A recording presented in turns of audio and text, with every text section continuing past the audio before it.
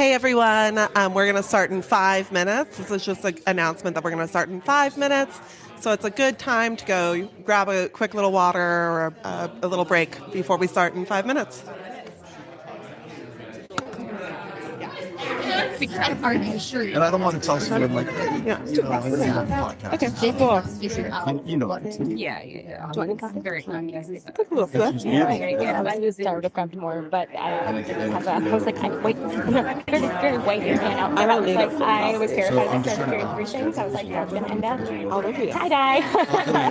And not like the cute tie-dye. Yeah, I don't need it. I don't You know, be the buffer, but last night I was 10:45 last night. I did. I had my How did you learn it? So it's like, unless it's one of these, Hey, welcome! I mean, I'll If you're joining us here on the live stream, we're going to start in just about 3 minutes. and it's very, We're going to do one more.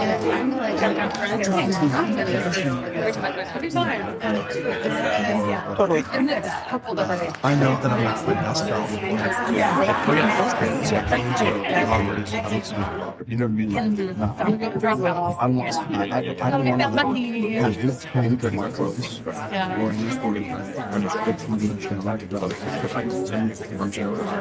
it's like, hey guys.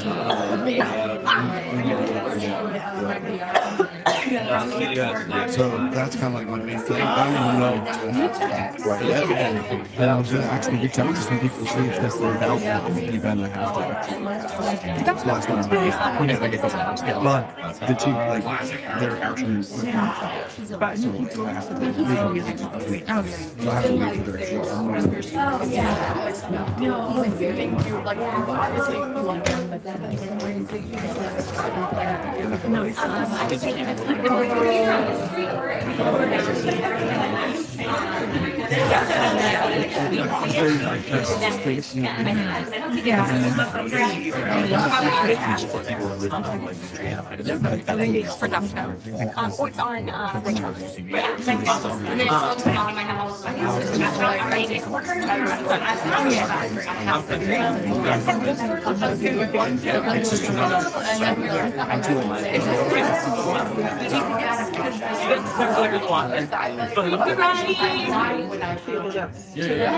Great. We're gonna get started in 2 minutes, y'all. But I have a question. Can I start it early and ask questions? Yeah. Okay. How many people have registered for the festival? Hot damn. Okay. If your hand is not up, you're going to do so by April 15th to ensure printed guide inclusion. Yes. Yes. Registered. Yes. And then how many people have booked a venue? Okay, great. Yes. Perfect. Okay. Wonderful. You're all on time then. You're doing great. You're kidding. Listen, everything else is crumbling. But this?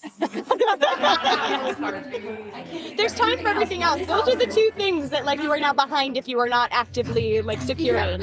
Everything else, there's time. Okay. I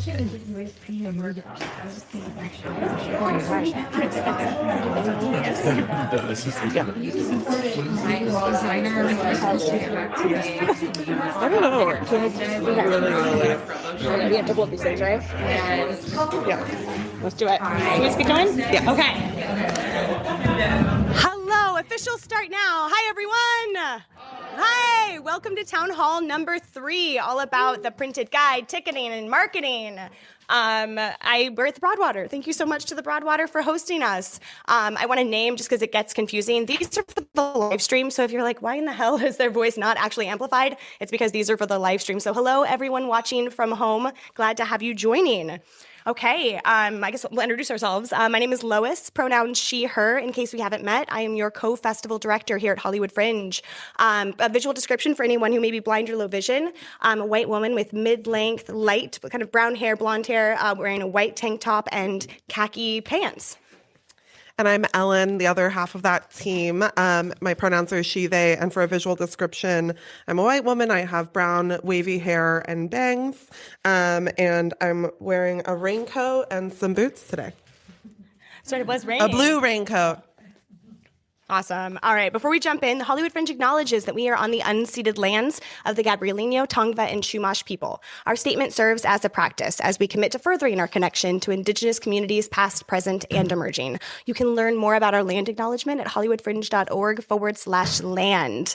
Okay. So thank you again to the Broadwater for hosting us today. We are recording this, we mentioned, for our YouTube channel, and we have people watching from home. And know that Roddy, wonderful Roddy, wave for everyone here, Roddy, our programs director, is in the chat. So please jump your questions in there, and you'll have somebody actively working with you in that chat. Okay, a reminder that we do have interpreter services available for our workshops and town halls, but they must be requested. So if an ASL interpreter would be helpful to you, you can request that at support@hollywoodfringe.org. Just make sure you do so within 72 hours of that event so we can get that booked for you. Okay, today's agenda, we're going to be talking about upcoming dates, events, and deadlines. Deadlines are getting real now as we near our printed guide deadline, because the fun thing about print, those deadlines are very real for us, which means they are very real for you. We're going to talk about the proof and everything you need to know to make sure you are so happy with what gets into that printed guide. We're also going to talk about marketing and press, because now is the time to make sure you've created this beautiful show, where you're at least in the process of finishing that creation. Now you got to make sure there's butts in the seats to enjoy the beautiful thing that you've created. So we're going to talk about doing that. We're going to talk about ticketing and how ticketing works on the Hollywood Fringe website. And I'm going to mention just right out the gate, we have another town hall, number 4, coming up next month. That's when we're going to cover industry and awards and all of that. So I'm going to ask you to keep those questions to yourself for now, because I promise we're going to have a whole event to dive into that at the appropriate time. Okay, upcoming events, and this list is getting shorter and shorter. On the 10th, which is tomorrow, wait, what? That date didn't translate. Tomorrow, we have Web Sessions number 2. This is going to be the session with me on Zoom, where we basically screen share everything that we're talking about today, so you can visualize how to do the ticketing, how to look at the guide proof. So if tech is not your thing, please join me tomorrow from 7 to 9 p.m. on Zoom, and I will walk you through every step of the process. And then on 4/20, we have How to Tech Your Fringe Show. This is going to be a great Zoom session with Roddy and several of our venue techs. This is to prepare you for Tech Week, which notably in the theater world is Hell Week, right? So we want to make sure you have all of the tools to go into that bright-eyed and bushy-tailed, ready for a great tech.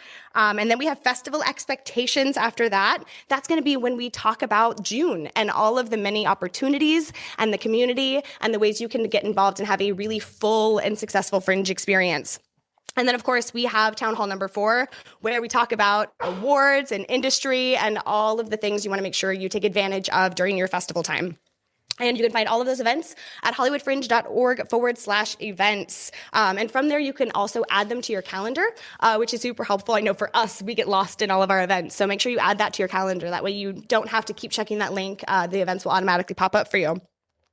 Reminder, you can check out any of the events you missed at our Hollywood Fringe YouTube channel, at Hollywood Fringe. Like I said, we're recording and live streaming now, and we have, honestly, 16 years worth of events. So if you really want to do a deep dive, listen to it in podcast form, we have that as well. I especially recommend it if this is your first town hall or first workshop you've attended. You've missed about 6. That would be really helpful to your journey. And again, we have a podcast, so like hop in on Spotify or any other podcast platform, and you can listen to our voices tell you all of the things you need to know about Fringe.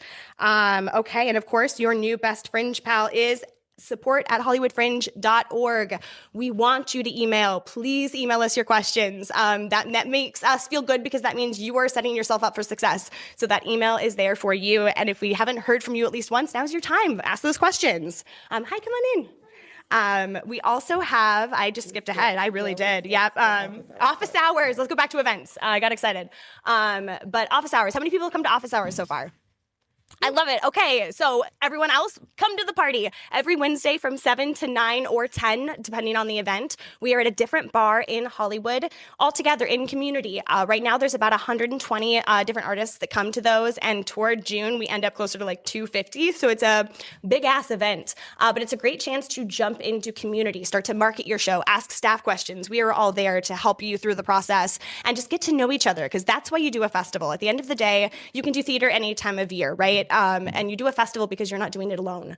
So come and get involved in community. All of those dates and locations are available at hollywoodfringe.org/events. And then naming to like 100 people, 200 people, that's a lot of people. And sometimes that is a little bit of an oversensory for some people. Know that we have community days if you're looking for a slightly more chill way to connect in community with your fellow fringers. We have 2 more coming up. They're once a month. We have a park day, so there's like low sensory, like a much chill, calmer environment. And then we have a walk at the Hollywood Reservoir. So just a nice, again, chill hang, but those are available at /events if you're looking for something a little less intense than office hours. Okay, now into the participant resources. I'm back on track. We're doing it. The Artist Hub. This is your how-to guide for everything producing at the Fringe. There is, a shit ton of articles on there, but it'll guide you through every step of the process. So how many people have seen the Artist Hub so far? Okay, I'm relieved. Great to hear it. If you haven't yet, there's a quick link at hollywoodfringe.org/participants. That'll take you right to that Artist Hub, and then it's broken into sections. There's literally an article about everything. So highly recommend that. Keep up to date on our blog. As we send newsletters, we are going to add the super important pieces into our blog. You can find that at hollywoodfringe.org/news. And all of these links are at the top right of the website as well on that front page. If it's important, it's going to be fairly easy to find on that front page. Okay, newsletters. If you are registered for the festival, that means you are getting participant newsletters. Those are super important, especially now. Like so far, it's been like, some cute tips, some like articles that we want to share. Now it's getting real. With those deadlines coming up, that means we're going to be sending things that require action, that require a quick turnaround. And so make sure you are checking your participant newsletters. A great way to ensure you get those is by saving support@hollywoodfringe.org into your email contacts. That way we don't go to spam, and then we've sent a guide proof, and then 5 days after the deadline, you've gone, oh shit, my proof isn't correct, and now I can't do anything about it. So make sure you're checking those emails. Yep, I did that. Perfect. And then again, if you need our help, we are here for the journey. Support@hollywoodfringe.org. This is your new best Fringe pal. I'm not kidding. Please take advantage of that email. We want to be there to help you. Okay, let's talk about community ethos and conduct. Hey, my turn. Before we go into this, I just want to take like a deep breath. That's a good idea. Lois just talked really fast. Every time. And I just want to remind you that literally everything we're saying on stage gets emailed to you. That's why it's so important to check your email. You don't need to write down the dates. You don't need to write down these things. We will email them to you. What you need to know is like the gist of what you're about to get into so that you can plan out the rest of your schedule accordingly. Yeah. It is a lot of information. But if you just spend a couple of hours a week on your Fringe journey in this month, you're going to be okay. You're still kind of like getting into a chugga before you run, And so don't burn out yet. And everything is going to be okay. And I feel like we should start this now because I do talk really fast. I'm sorry, y'all. We started this a few years ago, and I think we bring it back. If I start to talk just too fast to be heard, start waving your hands in the air, and I will slow down. Sometimes I need that visual cue, so I will not take it personally. Please let me know. Thanks. Cool. Yeah. And I probably won't talk fast. It's not really my problem. If I talk too much in a circle and there's no point, then you can raise your hand. It's a fun game. So I'm not going to read this too closely, but I will be referencing it. And the first thing I want to talk to you about is our community ethos and our code of conduct. And it's super fucking important that you know about this resource and that you're sharing it with your cast and crew as they come in through this festival. Because if we do not, present a festival that has a clear community ethos running through it, we're not doing our job. And so this is how we all stay in community together. We make a brave space together where people are able to take risk and push the bar to a point. And let's talk about what those points are. So This festival is built on freedom of expression and lack of censorship, which means we must maintain the utmost respect for one another to create a space where people feel safe to take risks in their work. We won't censor your words unless they're actively harmful or hateful towards a protected group. For example, women, people of color, queer and trans folks, disabled folks, deaf folks, fat folks, and religious folks. There are limits to this uncensored nature, and that's set through our Access Advisory Board, which is our Artist Advisory Board, and enforced through our staff and our board of directors. We have a very diverse community, one that often has more women and non-binary people producing than men, and we attempt to foster a community where those folks don't face the same gendered issues they typically face in a working environment. We're on a path to making this Fringe a more accessible space, which means we might use disability-related terms you're not used to, or an interpreter might block your view, or something just might not feel right to you, and you know what? That's okay. We can move a little bit. We can speak up for our own access needs that we might not know about until they present themselves. And we can let people advocate for themselves and have access within these rooms. Google those terms, move seats, we've got it. We're a space that is committed to anti-racism, not only through our words, but also through our actions. In many environments, people face microaggressions and racism on a daily basis. And at Fringe, we're actively working to keep those behaviors out of our spaces. We are radically aware of the fact that this is not perfect and that things will come up, but this is a promise to those in this room. If something happens to you, we're here for you to help you manage through that, and you're not alone. We are fiercely protective of this community ethos, and we reserve the right to say bye at any time. This isn't to scare you, but to actually invite you to take a path with us to make this space a much more radically accessible space for all, so that we can all create work that is amazing. And we invite you to come join us on this journey. Yeah, because you deserve it, right? And I think our world is shit in a lot of ways, especially right now. There's so much going on, and we are fiercely protective in making sure that this is a space where you can refill your cup and not empty it. So do that for each other and for yourselves, and it makes for better art and better people and a better experience for everyone. So I'm going to go through what our code of conduct is. So I am going to read to make sure I hit the points. Sorry. Yes, thank you. Absolutely. Absolutely. So the following are not allowed in our community: microaggressions, verbal and physical intimidation, hate speech and harassment, sexual harassment and assault, excessive consumption of alcohol and other legal substances, aggressive behavior, disrespectful behavior. This is a professional environment, right? I don't think I'm saying things that are completely out of the box of reality, but it's a reminder to make sure everyone knows where those boundaries are so that we stay within them. If you were navigating the festival, we ask that you be mindful of intention versus impact. We'll look at the impact of something because the impact, even if not intended, can be harmful. And so we do look at impact within our festival.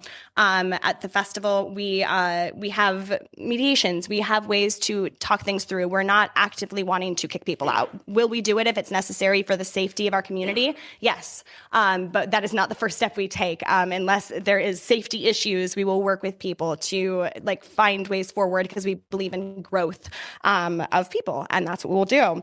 We ask that you also be mindful of public versus private interaction. That becomes especially important because we're going to talk a lot about this, and we already have been community, right? This is going to be a really community-driven space, and that often there's a fine line between professionalism and friendship, and so finding that line is really important, and so that's where public versus private interaction comes into play. Something that might be completely fine between Ellen and I might not be okay for someone else to overhear out of context or whatever that is. So keeping in mind at office hours, at your venues, at different Hollywood Fringe events, that you are in a public space. And so keeping even conversations with friends professional to a degree, right? Again, this isn't corporate America over here, but there's a line, and I think we all know it, right? So we're going to stay within those lines.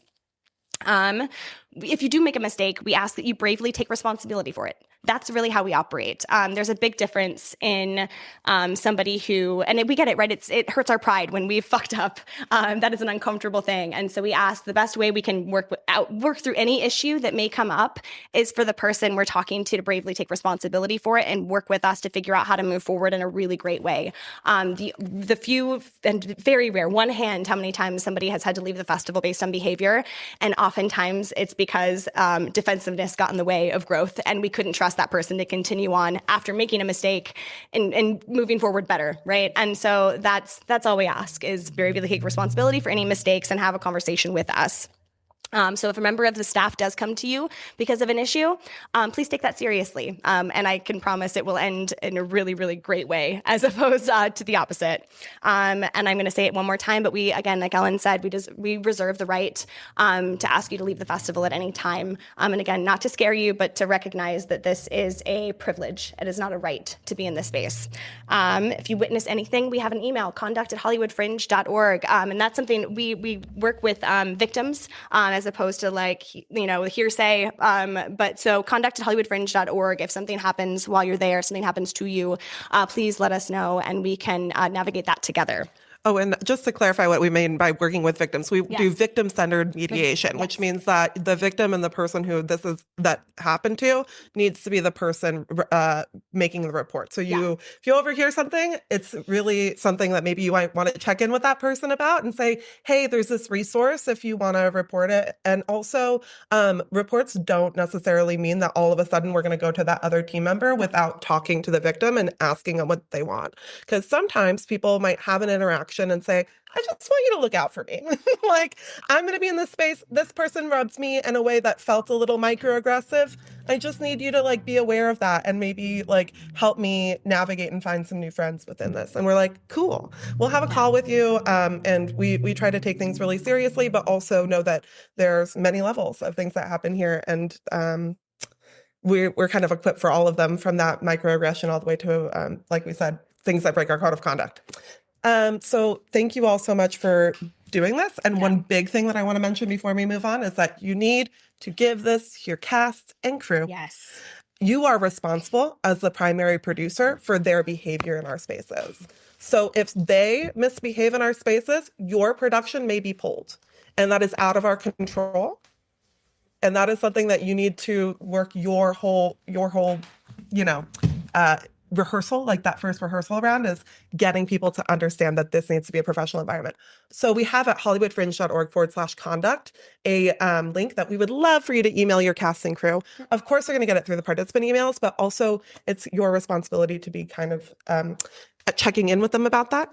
And then second, if you see somebody on your cast and crew who's just overwhelmed at our big events, please check in with them and make sure that they are feeling supported through that, because that's where people tend to overconsume or they make bad decisions, is when they feel uncomfortable in space.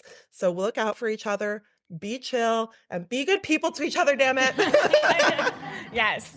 And I think the last thing I want to name is, because I know the question that comes up at this point, now that things are getting solidified, is we talked a little bit about content, like your show itself. If you do have any questions, I know the line we're talking about is hate speech. We're not talking about satire. We're not talking, there's a lot of things that don't necessarily fit into this. But if you are concerned about your script, please email us and we'll have that conversation before things are in print in the guide. And then, we find out because we've seen your show, like, oh shit, this does break our code of conduct. So if there's anything where you're like, I'm not sure, email us, support@hollywoodfringe.org, and we'll gladly hop on a call and talk through what you're nervous about within your script.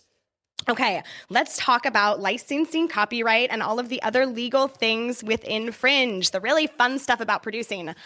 Because y'all, yes, you were a part of a festival, but you are still selling tickets to a theatrical production, which means as a producer, you are legally required to own the rights to the materials you're using. And so a reminder that just because this is the theater festival and a nonprofit organization running the festival, it doesn't mean you're not required to still follow the law when it comes to your production. So you must have the permission or license for every element of your show, including the music, including the sound that you're using, the script, any visuals within, like if you're doing projections, those visuals and images used in the printed guide and website. That one is especially key. Y'all, we live in a world of AI where there are bots who are literally working for stupid law firms that are actively looking for copyright images used on websites. And the legal liability there is your own.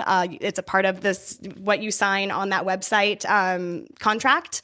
And it can happen at any time. It's 8 years from the time of discovery that you can come after for using an image that you do not own. So please take that seriously. Take a look at your images. And if you've grabbed something off of, the internet, double check, reverse image search that to make sure that it is not owned by someone else. And that'll save you a lot of potential problems later. Because, you don't want that to hit you in 15 years because it's suddenly been discovered that your fringe show back in your 20s is now biting you in the ass, right?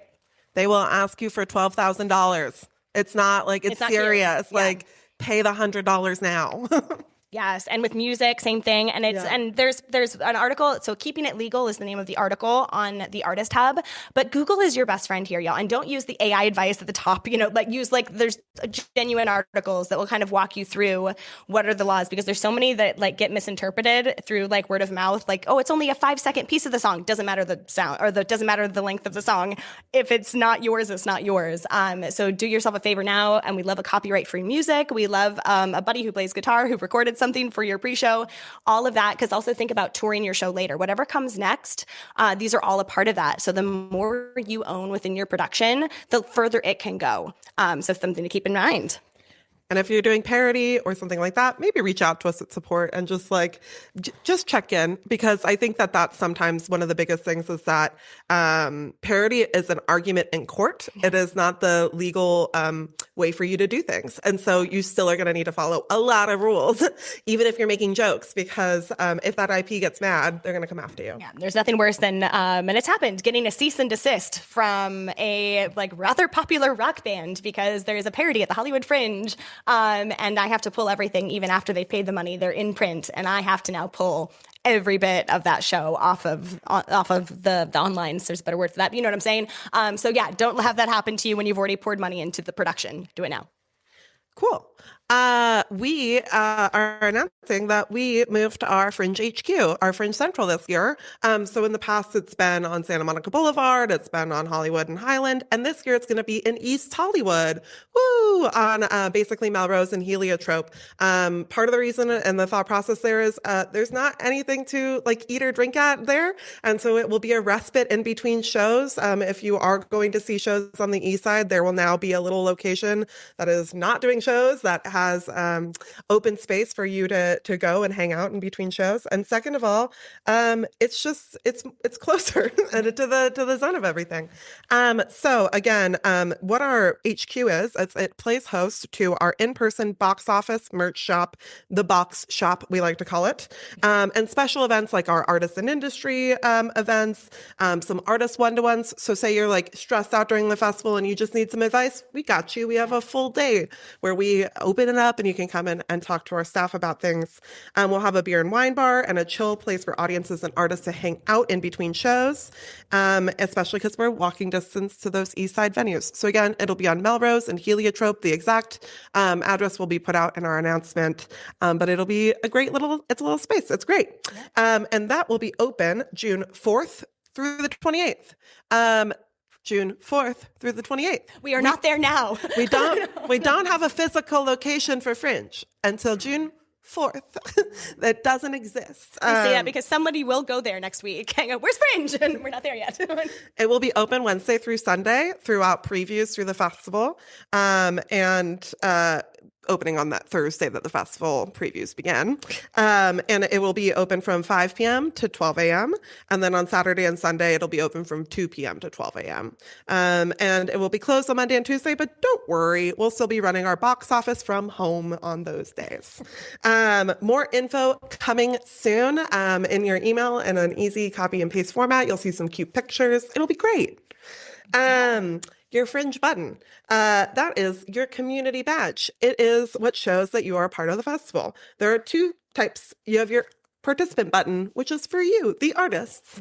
Those are $3, and you get one of them for free as you register your show. So if you are the primary producer, your button is free, and the rest that you will purchase will be $3 for members of your team. It will, for primary producers, it'll automatically add to your account on May 1st. Yeah, about May 1st.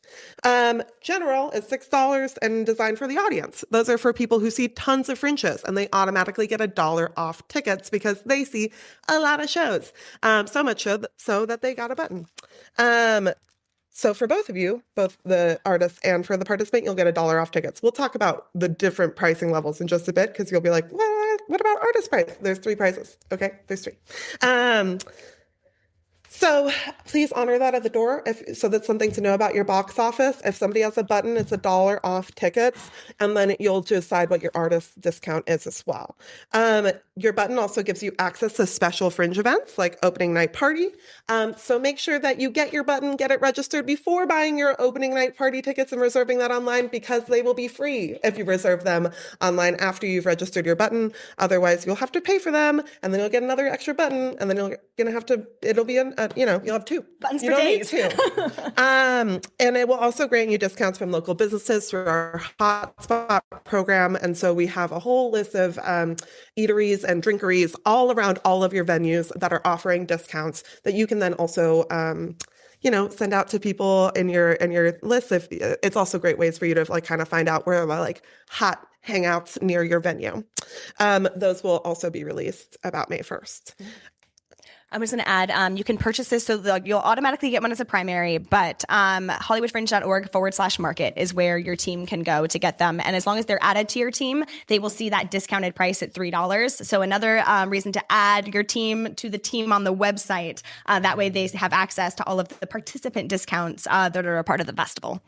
Also, you should definitely come to office hours in the last couple of weeks of May, because you can pick them up there. And then you don't have to pick them up later, and it'll already be there for you. You can purchase them for cast members. We can get them registered to the right accounts. Do it all in person at office hours, especially those last three. And who knows, we might have more merch available this year early. Volunteer with us. Find your community within LA theater space. Get access to our free and discounted ticket list, as well as discounted festival merchandise and professional development.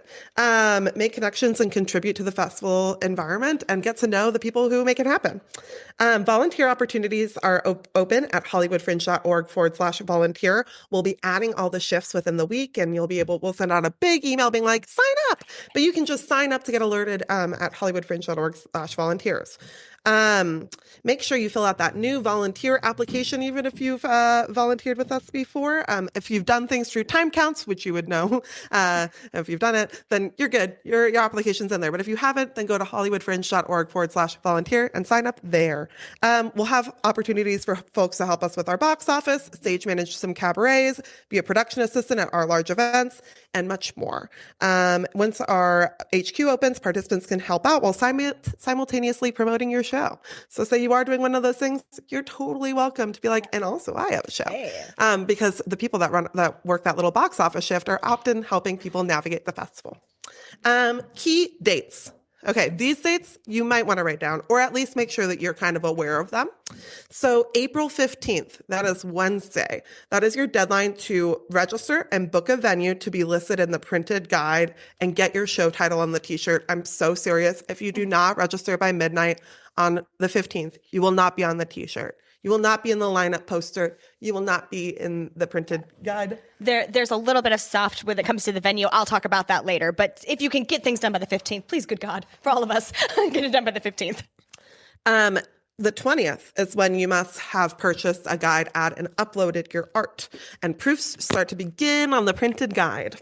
May 1st, our tickets go on sale. It's a big wham party, ma'am. You might want to have a little bit of a campaign going into that May 1st. So May 1st would be the day that you want to start launching, buy my tickets, they're available. And we will definitely be sending you information on how to best do that. June 4th through the 9th is our previews. And so that's what I mean. That Thursday starts preview week. They're the same thing as our regular festival, just people judge your show a little bit less because it's previews. June 10th is a Wednesday. No shows, 0 shows. You should not have a show on Wednesday, June 10th, because it's our chance to all come together in community and have our opening night party, which is glorious under the stars at the LA LGBT Center courtyard. The 11th through the 28th, that's our actual festival. Woo! We're running around having fun. And then the 29th, which is a Monday, is our closing night ceremony awards. So also at the courtyard at the LA LGBT Center on McCadden. Everything printed guide is coming up next. So if you're like, what does proof mean on all of those? We're about to go through the proofing of that. But do we have any questions on anything outside of the guide? Oh wait, I'm gonna bring a microphone over, and with questions, y'all start marketing yourself now. Tell us your name and the show you're bringing to the festival. Hi, I'm Alex. I'm doing a clown show called Shogun that premiered at the Spaghetti Fest at the Legion in November. Yeah, my question, I just wanted to reiterate or hear the 20th deadline. What needed to get done so that it makes what advertising thing on time? So if you want to buy a printed guide ad, which starts at $125 for artists, it's the only way you get an image within our guide. The rest is just your listing doesn't come with an image. That would be purchased, and you need to upload the artwork by the 20th. Yeah.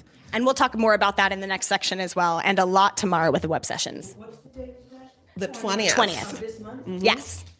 I know. Yay! See, it's gonna be fun. Deadlines. But don't worry, we have Canva templates. We have Photoshop templates and templates for all of your designing needs, and so we make it pretty easy. To translate whatever imagery you have into that ad. And we'll go through all of that in a second too. And I have a question here. This is gonna be easier. Question about music, but Yeah? okay. Hi, I'm Jackie Skinner. My show is called Hysterical. It's a clown thriller we're going for. We'll see if it works.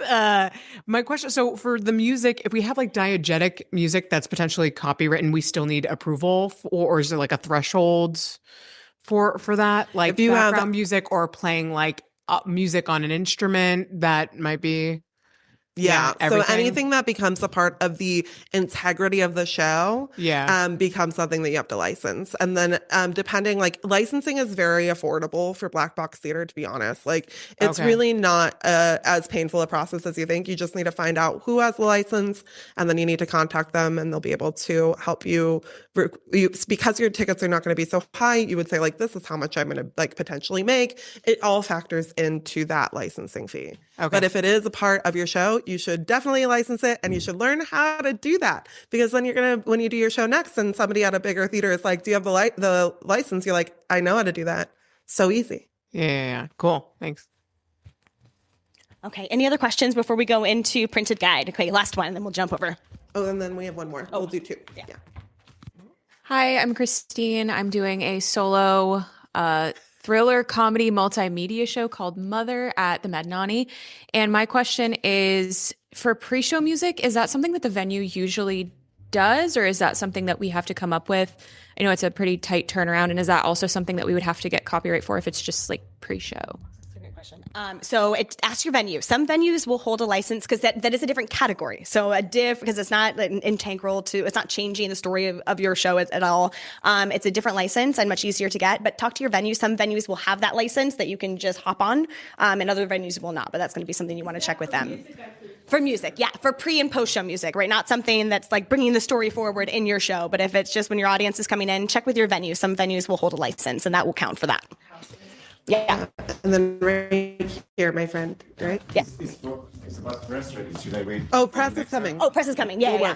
Okay. Brilliant. Okay. And you can come up with questions later. So yeah, we're going to break this up so you don't have to hold on to it the entire thing. Okay.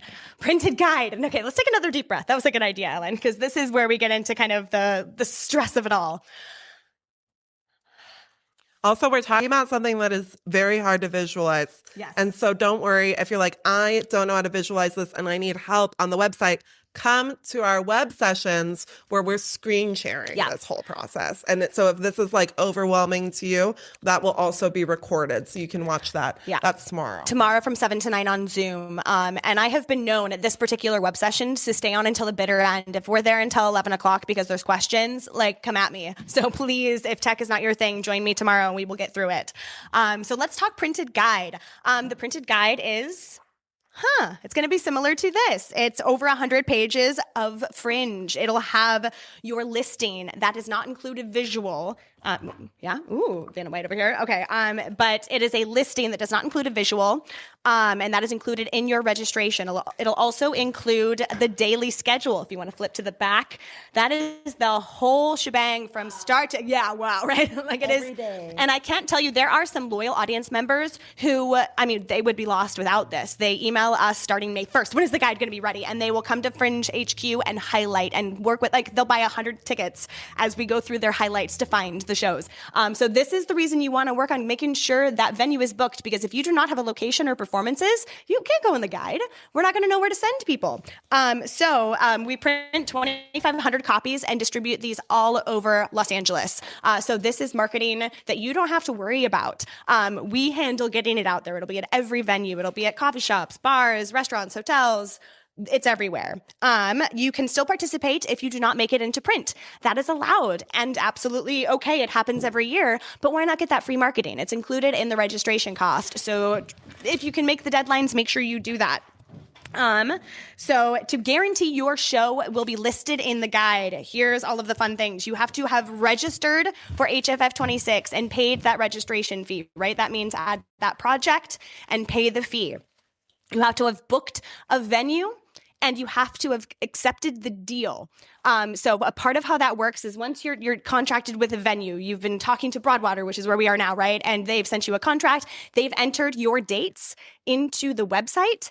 At that point, a deal gets sent to you as the participant so that you can look over those dates and go, hell yeah, that's exactly what we agreed to, confirm it, and now it's ready for print. All of that has to happen. So if you are still talking to venues, know that it's not like you can book a venue, 30 minutes before the deadline and trust that they're going to just be able to, whack that out really quickly. So make sure you are thinking ahead. So once you've done all of that, that means you are good to go and you can start double checking your proof. So let's talk about how you double check your proof. Right now, on your project page, if you go to the admin tab, there is a guide proof tab below that. That is going to be your home base for the next 15 days. I want you to all find that page and look that over. If you're looking at your digital proof and are happy with it, then you are going to be so solid. You are going to save yourself hours of work later because you know that you are happy with everything in that. Sorry. So really quick, we'll get questions at the end because I have a lot to talk about. Am I talking too fast? Oh, sorry. No, you're good. Thank you. Yes, absolutely. Sorry. No, you're so good. So the guide proof tab, this is your new best friend right now. It's in your admin tab. And then it says guide proof. And that is going to list everything that will go to print. It is all right there. And so if you notice anything that is wrong on there, that is your cue to get that fixed in the next couple of days. So what are we looking at? We're looking at the title. I know it's shocking, but some people decide to change their title or realize, there's a weird quote in there. This is the time to make sure your title is right. Company, this is a question that comes up. Company is up to you. You can have, if you have a theater company, list that company. If you don't, and you're going to be creating theater for a long time, now's the time to make that up. Start to build that brand. It doesn't have to be LLC'd or, official for it to be listed in there. Or if it's a solo piece that is self-written, your name can be there. It's entirely up to you, but that's what that line means for company. Runtime. Runtime is important because, again, it's going to print, and audience members will use that runtime to plan their day. You are not alone in this experience. Other shows are before and after you. And if you hold up an audience member or, God forbid, press or industry, that's a hard no, right? You do not want to go past your runtime. So make sure to look at your runtime. If your runtime is wrong in your project page right now, contact your venue immediately. They are the only ones who can change it because they have the whole schedule, the whole matrix for their space, right? So contact your venue directly. Minimum age. That means the audience members that should see your show. If you have adult content, maybe that's 16 plus, maybe that's 18 plus. If you are in 3 clubs, that is 21 plus. No question. It is a bar. Your audience cannot come in unless they are 21 plus. Quick pause. If you're not family friendly, maybe don't make it 8. You know what I mean? Just because an 8-year-old could see your show, should an 8-year-old see your show? Is an 8-year-old going to enjoy your show? Are they going to get it? And then allow people in, if they're your friends, be like, yeah, they can come. You know what I mean? You're advertising it to the general public, not to your friends. Yeah, exactly. Tags, don't lose your audience's trust right out the gate, right? So yeah, family friendly is it built for families? Or is it just they're not going to be mad about it? So yeah, that's a great point. Okay, so that's minimum age. Short description, that is your 300 characters, right? On your project page, you have 2 descriptions. Your short description is what goes to print and is used in the iPhone app. The long description is what shows up on the website. Ticket prices. The guide will reflect your general ticket prices, and we'll talk more about that in a minute as well. But you want to make sure you look at your ticket prices. If there's a range, it will reflect a range. Sorry, y'all. I slept with my air conditioner on last night, and it always dries my voice out. Okay. Thank you. I know, right? But your ticket prices as well. If you need to change that, the individual performance, that is where you're going to change that. There's not one place to do it all because it maybe has changed. Each individual performance. And category. This is where you registered. It's how you were advertised and how you were up for awards. So think about your category and your schedule. Make sure your schedule is right. Wouldn't that be a bummer if it was wrong? We're doing so fine. Okay. So what are we going to click the tab of? What is that tab called? Guide proof. Yes, we are. I love that. Thank y'all. Okay, triple check these items. Send them to a friend. Ellen and I, especially when we're stressed, we send each other almost everything because y'all, we're tired. All of us are tired. You're tired. And sometimes you need someone else to just do a spell check, double check that it makes sense. And there's nothing wrong with that. Okay. Once you feel confident, you've looked at that guide proof. If it's correct, you do nothing. Absolutely nothing. You are good to go. You don't have to send it to us. It is good to go. And then we start sending out proofs. This is the fun part. On April 20th, sorry, I had a tinkle. Okay, on April 20th at 2 p.m., this is the first deadline where I pull that information. So everything from your guide proof, if it's good, I pull the information. I do a mad pull of all of your shows, and that gets locked into a raw document that we then send to you like 4 hours later. Unformatted listings of both the guide proof and the daily schedule will go out there. So it doesn't look all pretty yet, but it's just for you to be like, that's not wrong. And shockingly enough, once you see it in print, somehow there's still edits. And so the good news is at that point, there's a chance to change it, but you have to fill out a form. There's going to be a form listed in that proof, and you have to send me your edits and then change them on the website. If it's not on the website, I can't pull the information. Yeah? You want me to go? Fine. Do you mind for a second? I do not mind. April 24th will be when that second proof comes out. So you'll have those couple of days to send in both. There's 2 steps if your guide proof is wrong that first time. You're going to fill out the form. You're going to change it on the website. And then we're going to send out another proof. And this is to make sure that all of those edits are in and that any shows that confirmed that didn't have their venue yet, we get them in. May 3rd is when we've taken all that and formatted it and made it pretty. So April 24th is like that last moment for you to double check. And at that moment, what we pull, the only things that you can really change is like, oh, the day is wrong, the time is wrong. Like we aren't going to change any text. We're not going to, your artistic decision, sorry, you had time. So you want to make sure that on that first proof, anything artistically or anything that you need to change is changed. That'll be April 20th. And then there's 4 days. So it's not like you have 24 hours, you have 4 days. April 20th to April 24th at 2 p.m. Both of them are at 2 p.m. And then on May 3rd, it'll be really pretty. We'll send it to you in a pretty fashion. And in that moment, we're again just looking for errors like, that is the wrong day. Not even at that point. Actually, I'm going to jump in. It is critical errors that we've messed up. And that's because like, oh my God, like when we're designing it, maybe a show got cut off at the bottom. It's never happened, but who knows? We're human, right? So that is your critical error time. If it's something on your end, sorry, we lost our moment because at that point we have 400 plus of you. We don't have time to make the individual edits and hope that we don't mess up someone else's listing. That is just for our edits or our... Oh, that's a set piece. Sorry, look, it's one right here. Yeah. No, you're so good. How would you know? Yeah. So yeah, critical edits on that last one. So get them in the first 2 times. Yeah. Thank you. Oh, you want me to keep going? Okay. No, I can do it now. Thank you. Okay, good. Thank you. You're so good to me. Okay. Once you feel confident with all of that info, y'all, really, you're saving yourself so much time later. And I know, like Ellen said, there's 4 days between these, like that first proof especially. So if you are late in getting your venue, I will pull that information again. So know that like if you get it in after the 20th, that 24th date is like, that's the raw, no turning back. But if your venue information is in there, it will still make it to print. But again, that form is going to be so important, and it's important not to wait until the last minute because remember, all of these edits need to happen on the website before you fill out the form, before you send it to me.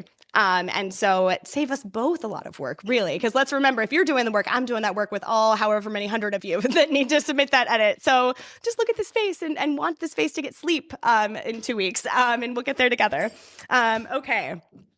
And with that, let's talk about registering as soon as possible will help make sure you don't miss any of these deadlines. And that's why we've been pushing the April 15th, is to make sure we know who is participating so we can help make sure that all of your ducks are in a row. Okay, printed guide ads included. Jesus, here we go again. Included in your registration is a printed guide listing with your show description dates as well as inclusion in the daily schedule. But if you want a visual representation, buying an ad on the Fringe Guide is the only way. You'll get 50% off ads as a registered participant, so make sure you register before you buy your ad. And eighth page ads are $125. Quarter page ads are $250. Half page ads are $500, and full page ads are $1,000. Those are the participant prices. So from anything from $125 to, if you want that full page, it is $1,000, because that is basically the cost to print that page. You guys, it's very expensive. The reason that we do guide ads, it pays for itself. It is a very, very, very expensive print. So you visit the Hollywood Fringe Market to purchase a printed guide ad at hollywoodfringe.org/ads to review the specs and even download templates for Photoshop and Canva. So if you have imagery already, we have those templates so that you can resize your imagery into that sizing. Your printed guide ad has to be uploaded by the end of day midnight on April 20th. We need that visual, baby. Not just buying it. You need to buy it and have the visual uploaded by the 20th. That deadline is the 20th of April. If you need more time for your artwork, please reserve your spot and just email us and we'll be in communication with you. Yeah, we might be able to give you a couple of days. There's this year, the deadline is hard because we're getting the guide earlier than we usually do. But we can maybe buy you like 72 hours. After April 20th, we will send you your proofs of your guide ad and include any notes our designer is worried about the size or quality. Our designer is so careful with the guide ads and wants them to look as beautiful as possible. So we'll literally work with you to make sure that it looks the best within the book. We'll help you resize. She's great. Yeah. Those who purchase a printed guide ad will get an email on April 21st to optionally also take part in a premium guide auction for the back cover. So if you want to be on that back cover, you can auction into that, and it's often a really good deal, I will say. Yeah, so we do the back cover, the centerfolds, and the front inside cover, and that's the only way you can pick where your ad is. Otherwise, we throw it in there. We try to make sure it kind of makes sense and not put like two ads that are like opposing ideas. Like we try to mix it in, but that is the only way if you bid in the premium auction, that is the only way to decide where your ad goes. And that auction is only available to those that have already purchased an ad, and your ad buy so far is a part of that bid. So let's say you bought a full page ad already, you spent $1,000 for a full page ad, that you can bid $1,500, and if you win that bid, you only have to pay $500. So it's the difference of ad. So know that whatever size you get, that is going toward your bid. Is that like 3,000 for the centerfold? It's gone for much cheaper than that. Yeah. It's gone for pretty cheap. Honestly, it's not much more expensive than the full page ad. Yeah, because that's why we do the auction. We don't want to like outprice them. So it's depending on how much demand there is. We set a buy now price for like a little bit higher. But in the past, it's gone for as little as like $1,300 for one of the centerfolds. So it's something if you're purchasing an ad, definitely something to consider. If that's in your marketing budget, right? It depends on where you're putting those marketing ducks. Yeah, remember your budget too. Having a printed guide ad is not the only marketing avenue for you. But if you have like a really attractive poster that you think will catch eyes, the printed guide is for you. Does that make sense? Like if your imagery is not the selling point of your show, maybe not for you. But if that is the really like smart way for you to market, then it is for you. And remember, all of this information was about our printed ads. Online ads, totally different thing. And those are running even now. Yeah. We have a question and answer here about the printed guide and about ads and your listing. And then we'll go over press and reviews next. And then, take it. And thank you. I'm feeling like I have a voice back. All right, I'm going to run this way. Yes. Thank you. Hi, my name is Vivia Armstrong. Can we get a little volume for us too? It's in the room. Yeah, these are for the live stream, so it's hard to. Oh, I know, but I can't hear people. Hi, I'm Vivia Armstrong. I have a solo show called Bellyful. And my question is, I'm wondering, is there any way that we can get a copy of last year's ad just to be able to kind of flow through it and get an idea of what it usually looks like? Yeah. I hope everyone heard me. Thank you. That is a great question. HollywoodFringe.org/guide. You can see the entire digital guide from last year. So what we're passing around now, you can look at, that's my favorite bit of advice is go see what other people are doing. That way, when you get your first proof, you're not like, well, shit, like I like everyone else's better. And so now you can kind of look at what people are doing. It's a great question. Yes. Hi, my name is Vince. I am the playwright of a show and director of a show called Pit of Hope that will be done here at the Broadwater Second Stage. My question is, and I'm sorry, you may have said it, I may have missed it, but where do we sign up or pay for the printed guide service? Like, what are the next steps?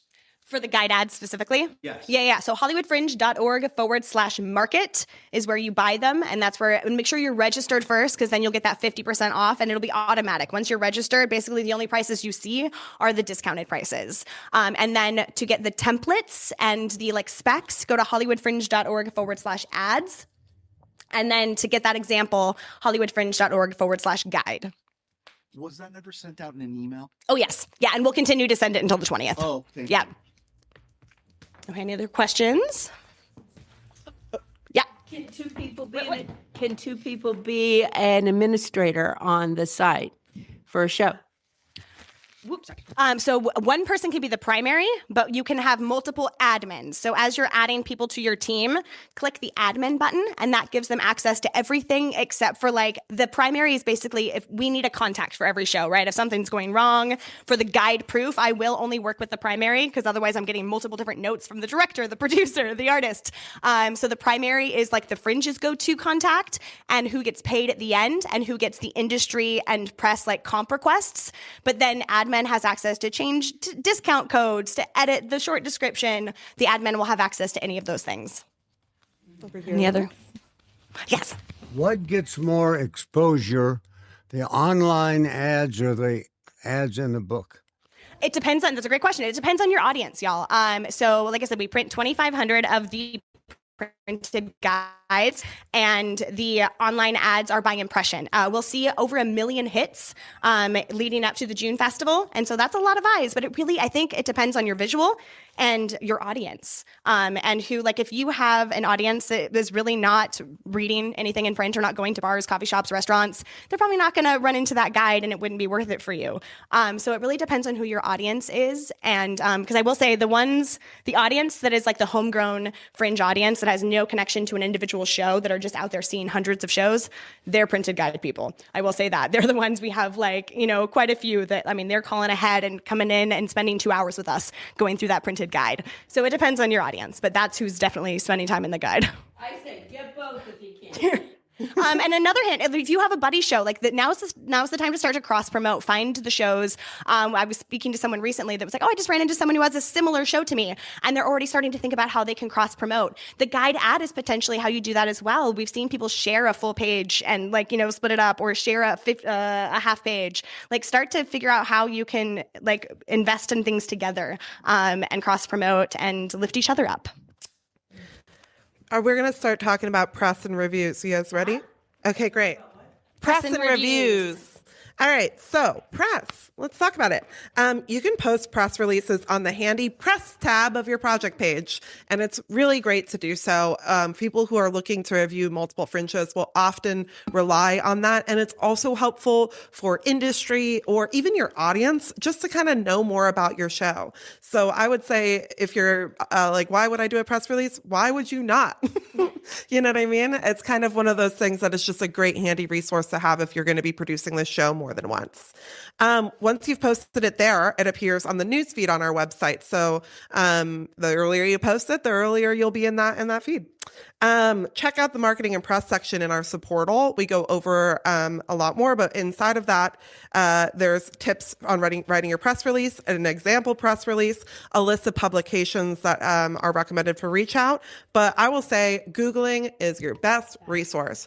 Who at Hollywood Fringe 2025 got reviews and what did they say and were they find the shows. Okay, actually, let me go back. Sorry, I'm talking too fast. Okay. So you you're going to go to Hollywood Fringe. You're going to Google Hollywood Fringe Awards 2025, and you're going to find the award winner that is the most similar to your show. In fact, you're going to find 3 to 4 award winners that you would say are similar to your show. And you're going to see if they got reviews and if they got press, who wrote about them, who was interested in them, and who is going to review your show because you are just like them. I would say that is the best way to get press. That is how we get press. Happy we stalking. fired our press and industry because we were like, I was like, I just Google it. I just looked who does festivals, and then I Google that person, and then I reach out to them because I know they already like festivals. They're already going to be predisposed to liking your stuff if you do it this way.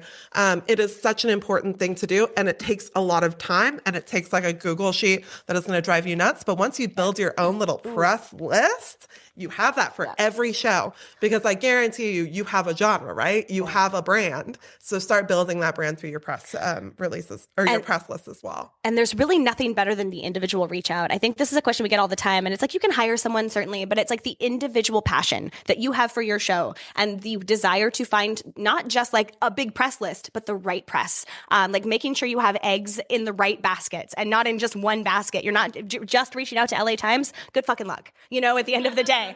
But like, and right, because it's just, that's how the press world is for theater. Also, we are, and we're talking to them about like our curated programs, and so think about these other outside the box. Like, let's be honest, like we haven't gotten an LA Times article multiple times in the last couple of years because, to be honest, there's no paid theater critic in LA except for one person. And he goes around and he says the same thing about everything.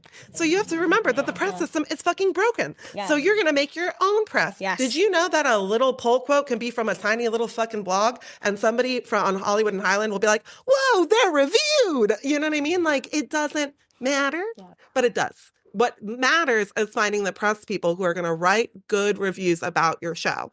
And if you don't find those people, they're not going to come. Yeah, give them the why. And that's why it's so much that coming from the individual, coming from the person who gives a shit about the show, that's how you're going to get press or industry there. It's like, I need you there, and here's why. That's where, like, don't do the generic, like, copy paste press. It's just not going to get you anywhere. So what I would do is you're going to make this list of like maybe 20 contacts, and you're going to have your press release. You're going to put your press release in the bottom in a very professional way, and then have like a little line and be like, hey, Danielle, I was reading your review of blah, blah, blah, blah, blah, blah, blah. And I thought that this show might really fit into something you might like to see because of blah, blah, blah, blah, blah, blah, blah. No worries if not. I just wanted to check in. Thanks, Ellen. And then Danielle doesn't get back to me. I'm sending this on like April 20th. It's May 20th. Hey, Danielle. We're 2 weeks out from our opening show. I just wanted to check in and see if you got my email and if this is something that interests you. Thank you so much. You don't send it the next week. They are so busy, and they're probably in April going to just forget about it because it's in June. So you then, end of May, reach back out. And I would say like mid to end of May, especially if your shows are later in the month than later. And then you're going to just follow up 3 times. You don't need to follow up 5 times. You don't need to follow up 10 times. The follow-up 3 times is your max. That being said, I sometimes only do 2 because you know what that means? That the next time I reach out to them, they're not going to be like, oh, they're going to send me 10 emails. Ellen again. You know what I mean? It's about building these relationships with press more than it's about getting your press review, because guess what? There's this thing that we're going to go into and talk about right now called certified reviews on the website. And let me tell you, it's great for marketing. So if somebody buys a ticket at Hollywood Fringe and they review your show, and we can say, yes, they went to your show, their review automatically becomes a certified review. And people love that because the certified review sounds like really fancy, right? Use that poll quote, pull it out, use that fact that sounds fancy. Get yourself looking like, I have people saying these things about my show already. Then, of course, maybe somebody who is registered and maybe got that press release a few weeks ago and then maybe runs into you might be like, there's that poll quote already that I'm seeing on their Instagram or whatever. You know what I mean? So what you're going to want to do is in tandem, think about press and reviews. Reviews happen organically through the website, and there are registered press who write reviews or registered press who go and see shows and don't put it on the Fringe website. There are just both types of people who register as press at Hollywood Fringe. Some of them super grumpy, some of them super kind. They're just like you. And none of them are paid. So you know what I mean? They're just like you, and you have People to be people, you know? people be people. Like they might get like a kickback on once they finish a long article, but it's like it's not 1980. It's just different. The theater industry is different. And so getting podcasts is important, getting exposure. And so when somebody Googles your show, they don't just see one thing, they see so many things. Exactly. It's that internet presence that you're really looking for more than you're looking for. The Hollywood Reporter Loves Me, which they did do a article about our shows last year. But it was hard to get, and we'll probably get another one like that or a couple other ones, but it's not like something that is going to happen for you because of like you have this amazing vision. It's going to happen for you because you make really good connections. And sell yourself.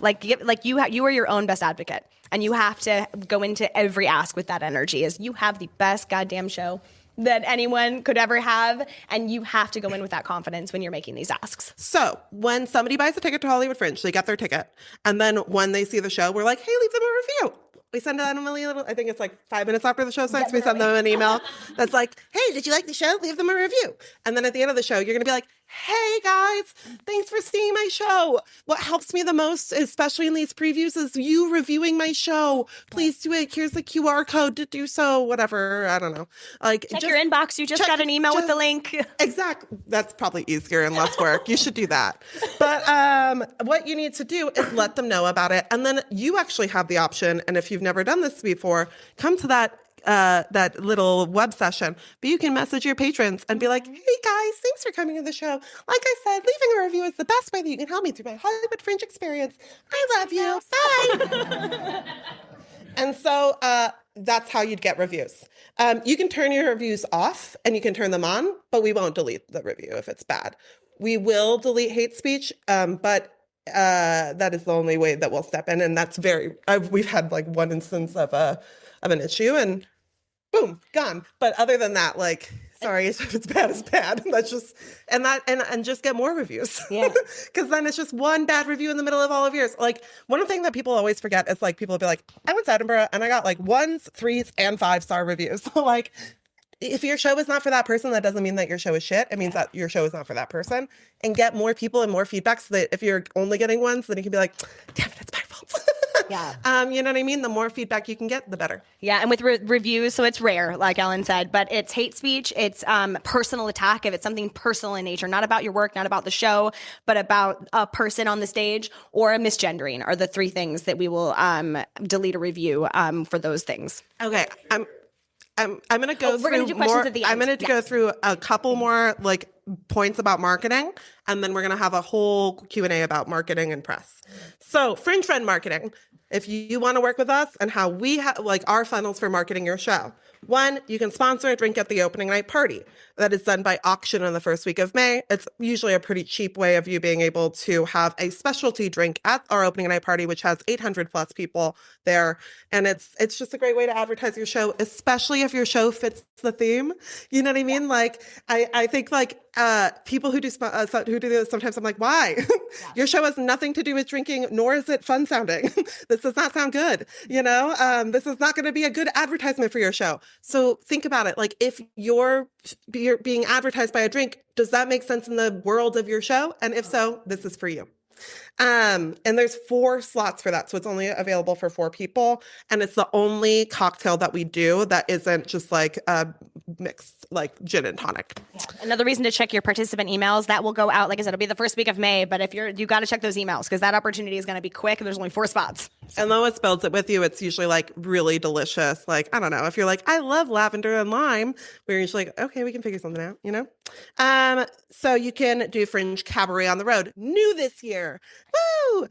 So instead of the Fringe Cabarets that happened at our space, we are actually taking Fringe Cabaret on the road. What Fringe Cabaret is it's about 5 to 10 acts that are like 3 to 4 5-minute snippets of shows that are just doing a little kind of like a busking set. You have one sound cue and maybe a mic that you're just kind of previewing a little bit of your work for an audience that might come buy tickets to your show. It's a great way for you to get kind of to know your fellow Fringe participants in that day, and also advertise your show.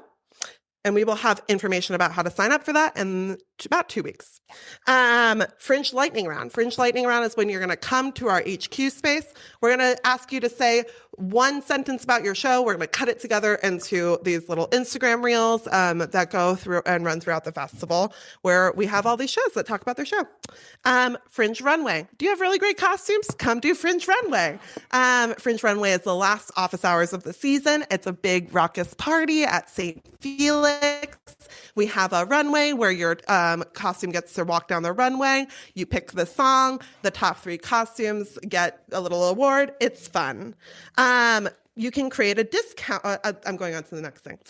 You can create a discount code for club members and fill out the form to make sure you do that. Okay, so that was weird. That was written weird. Okay, so club members. Our commissioners' club members are our donors that donate between $10 a month to $100 a month to the Hollywood Fringe, and 25% of that goes into our artist fund. So that's how we've funded our artist fund shows, and the rest goes into producing the festival.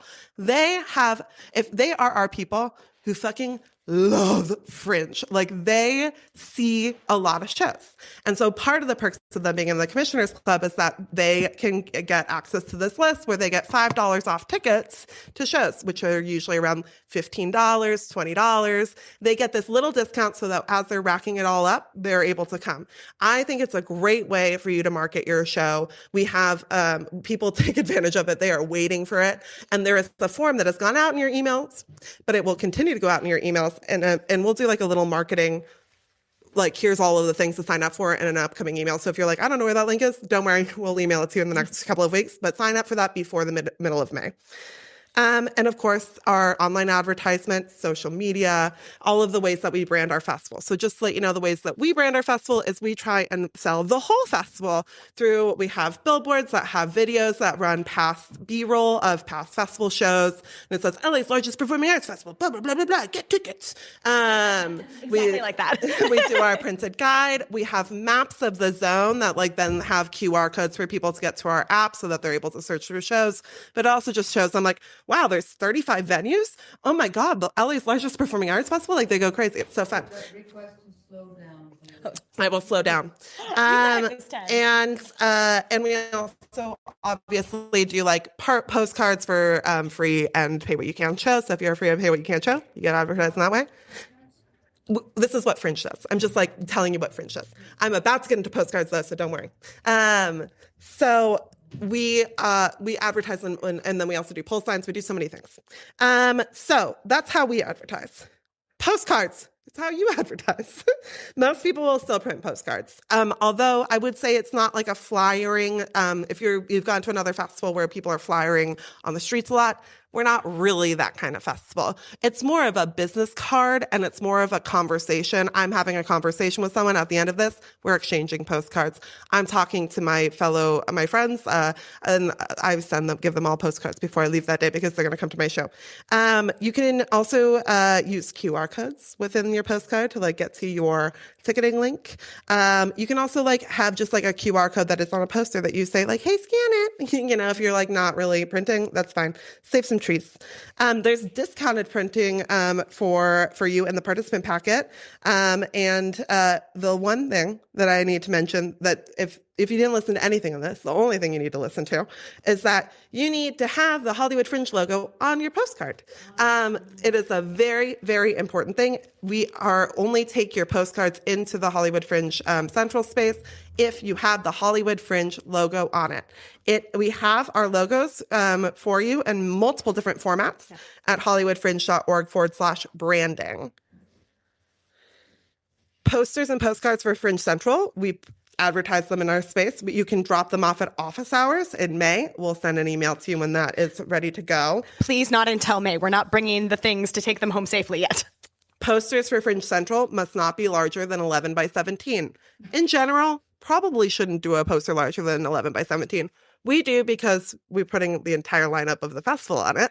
But for your show, I would say 8.5 by 11 to 11 by 17, something within that range is totally fine. I would say 11 by 17 is the most common size. Rules for postcards. Well, we will only accept 40 postcards at Fringe Central. So if you're printing them just for us, maybe don't. Maybe just give us a poster. But just give us a stack of 40, and then you can always come and replenish them if they are running out. But that doesn't, yeah. Rules for postcards. Never cover up another flyer with your flyer. It's so rude, and it makes people hate you. Don't be a jerk. Places for posters and postcards are ask for them. So if you see a whole table of postcards somewhere, you don't just put your postcards there. You go up to the little barista near there and say, hey, I just wanted to check in. There's space for my postcard there. Are you cool if I do it? Not while she's talking to another customer. Are you cool if I put my postcard there? She's like, hell yeah, thank you. Or maybe, no, it's for this type of person only. And you follow those rules and you'll be fine. Do not put posters up where you don't have permission to. It's so important. And your venue might be a great place for you to leave your postcards. Most of your venues will have space for that if they have more than like 15 shows. Yeah. I'm going to add, if you're bringing your postcards to office hours, which is what most people do, they're starting to bring their printed postcards to office hours, please, good God, clean them up before you leave. The amount of office hours, it's a waste of your money, right? If you're just leaving postcards on tables, that gets thrown in the garbage at the end of the day. And also you have Roddy, myself, and Ellen cleaning up your postcards. So please, if you're at office hours, do not just leave them on every table and then walk away. Thanks. Social media. Follow us at Hollywood Fringe. Use the hashtag HFF26. I swear, we're going to make hashtags come back, you guys. But it's also like the only way that we're able to like really, truly see all of our marketing in one place is by all of us using the hashtag HFF26 when posting about your show, and post in the community Facebook group. It's on there's a couple of Facebook groups that are, and we run one as well. And the links to those are all in the Artist hub. So I'm going to let you find them. Tag Hollywood Fringe whenever possible, and your posts may be shared. Here's some tips on how to get shared. Live stories from promotional events leading up to the festival really help, like office hours, workshops. Make them pretty, make them interesting. Maybe we'll repost them. We don't have a full-time social media manager, by the way. It's run by us and Jeanette. And if we do not reply, it's not personal. Also, if for social media marketing, here are the couple of best tips from our social media guru. I don't know why I said that. I don't love that. From the social media head, here are some best tips. Your best tips: etiquette. Don't spam. If you spam post, it's really exhausting. That being said, post more than once a day if you want to get noticed. So that means that you should have multiple streams of how you're taking, of what kind of content you're posting. You should not only be posting your poster on social media. If you have like a specific way that you run your social media and it's good for you, good. You do that. But this is for people who are building a social media presence. You're going to want to be posting multiple times per day, and you're going to want to kind of like look up some videos about like what are posting trends, how are people doing it today, because it does change on like a weekly to monthly basis. And for me, what I would say is in your busy time in May, posting once a day is good. June, multiple times per day. Get that stuff out there because that's when you want people to just have that reminder. It takes somebody 7 times seeing your poster or an imagery from your show to want to buy a ticket. So the more times they're hit with it, the better. People love to see behind the scenes videos, bloopers, insights into the process. Take photos and videos at rehearsals. They'll also serve as documentation for your journey, which is so great if you ever want to apply for grants in the future. If you got multiple people in your cast and crew, get everyone involved in posting on their own pages, do collaborations between their pages and whatever page you want the tickets to be at, and make sure that they are reposting things. And now you can like reshare. There's all these things that you can do. Come up with the most engaging tagline for your show and have that be the branding everywhere, and use a consistent color. So some of the most successful branding campaigns we've seen at Hollywood Fringe have like a terrible show for terrible people. That's pink. And I think of pink whenever I see that show because they use pink in every single piece of their marketing. And so it was a great way whenever I saw pink, I thought of their show, and it just kept it in my brain throughout the way. Another thing for you would be to have like, if you have like a little logo that goes, put it in every little corner, make sure that that branding kind of all stays consistent. The best way is to be active, to grow any social media profile is to be active on that profile. So that means liking, commenting on other people's posts, sharing posts from other people's pages, and being a good neighbor with each other. And make sure that you are using this to start a brand. If you have a brand going into selling your show in the future, it is so much easier than you have a good show and now you have to, now what? You know what I mean? And your brand doesn't have to be intense. Your brand could be, I use this font and I use these types of pictures. It really doesn't have to be a big deal. It could be like, I use this kind of filtered thing. And that is for us. For us, our theme is neon. Like that's how we came up with our branding colors, is we're like, what colors look good with neon and aren't like offensive. And then we just like kept doing it until we've had it. Now we've had the same branding colors for multiple years. And now marketing is not hard because we have a custom font for our brand and we have like a custom like size of how everything goes. It's so easy to create content that way. That is how you are going to have a successful social media page, is by creating that little brand. And in Canva, if you use it, you can save all of that like branding work right on the front. So anybody who's using your Canva account can do it. Not sponsored, but we're open. Yeah, we love it. Sponsor us, Canva. And most importantly, show up. Showing up is 90% of the process. I rarely see, I'm going to read this verbatim. This is funny. I wrote this, I think, years ago. I rarely see new faces at awards because the people up on stage winning are the same people I've seen at events. The same goes for post-fringe opportunities. Make friends, make a network, and make sure that you're supporting each other, because that's really how you are able to build power. If you are a silo, you're going to have a lot harder breaking through 400 shows than if you have a community around you supporting each other. And that means that even if it's like your friend's turn to shine and then you're going to take a second, they're going to boost you up in that moment where it's your turn to shine. Shining each other up is just like building each other up. Is just the way to do this. Shining each other up. That's it. Yeah, I think I want to add, and it's along this line, and I think if we can hit this home today, y'all are going to be in such great shape. But it's like you're showing up, you are here, and it's at the end of the festival. It is like it's a handful of people who email us angry as all hell. I had a horrible experience, and the first thing out of my mouth is, "Hi, I'm Lois. I've never seen them," and I'm like, and it happens every year. And so showing up is just going to ensure you get the right information, you build community, and you have a festival experience. Otherwise, like do it in March, do it by yourself if that's what you want, right? So yeah, okay, questions. Okay, we got him. Okay. We're going to get my workout today. Hi, my name is Linnea Pramel, and our show is The Trick and the Pearl. They're 2 one-acts. My question is, on the press release, can I used, and on my profile page, I used reviews from a previous production. Is that allowed? Oh. And then do it. Another thing is on the reviewers, are the reviewers people like us who attend the shows, or are they specific reviewers? We have both. So we have people like you who go to see shows, and if they buy a ticket, they are a certified reviewer. So if they buy a ticket to your show and they write a review, they are a certified reviewer, because we can tell that they bought a ticket to your show and they're leaving you a review. And then we have press reviews, which also have access to give a special little label that goes press. And those people register through us, and they search usually through the feed where all the press releases are, and they find their shows.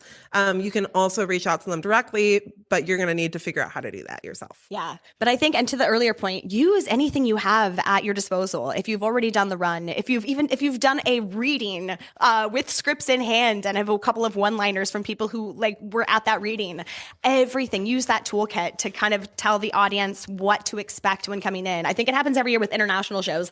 They come in, and I know they've won awards because we go to other fringes and we get to experience art all over the world. It's like, why wouldn't you list that? Why wouldn't you have, so make sure like this is the time to not be shy, to not be humble, like brag it up. Everything you have, make sure to use it. Hi, my name is Jill, and our show is called Another Distraction from the Epstein Files. Oh my God, thank God. It's the first time I said it out loud, and you laughed. Oh, for God's sake, that's wonderful. I wanted to know more about the lightning round. I didn't get what you were saying, and it sounded really intriguing. Totally. So we do this thing called lightning round, which we have multiple sessions for, and you come and you film with us and you say a line of your show, and then we edit them all together and post them on our social media. And then you can repost them and share them, of course, but it's a way for us to post about your show. So it's pretty much the only way for us to post about your show. So I would highly recommend coming to them. We have multiple sessions at different times and days so that you can come to them, and they will be in your emails.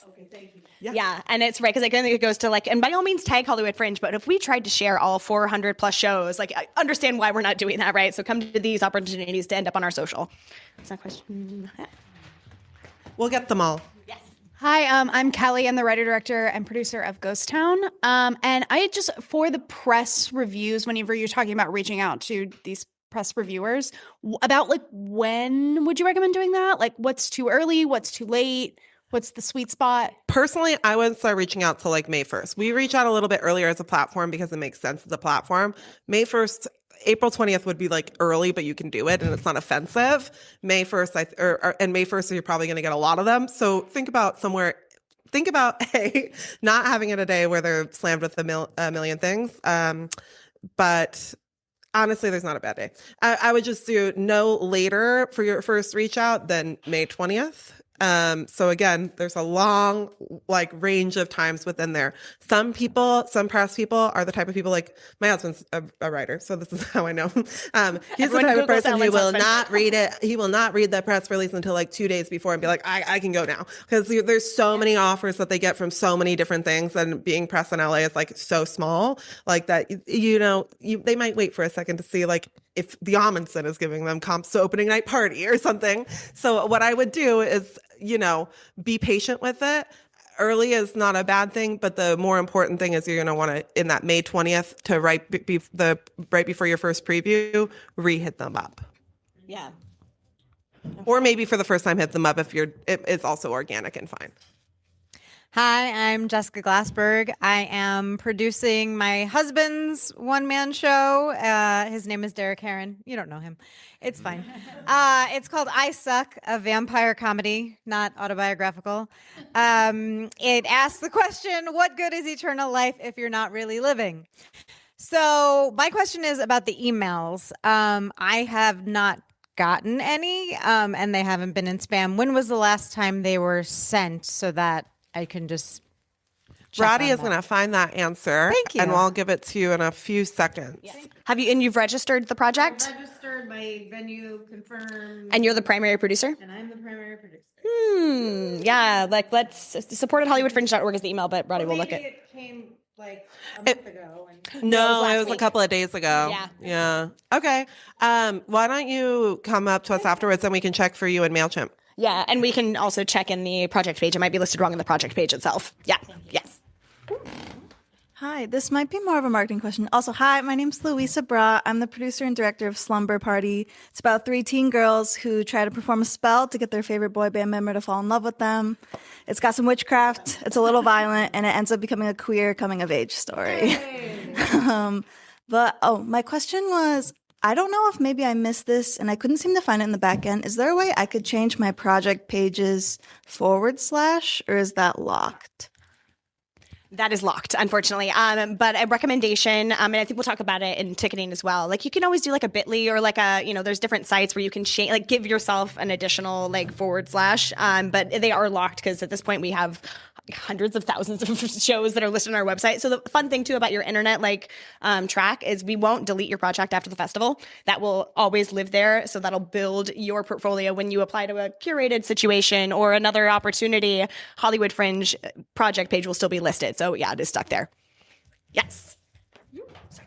Hi, everyone. My name is Christina Miller-Weston. I'm the producer of this gentleman's show called The Men Who Drew the Universe. And if you want an example of what the QR code situation looks like on a postcard, there you are.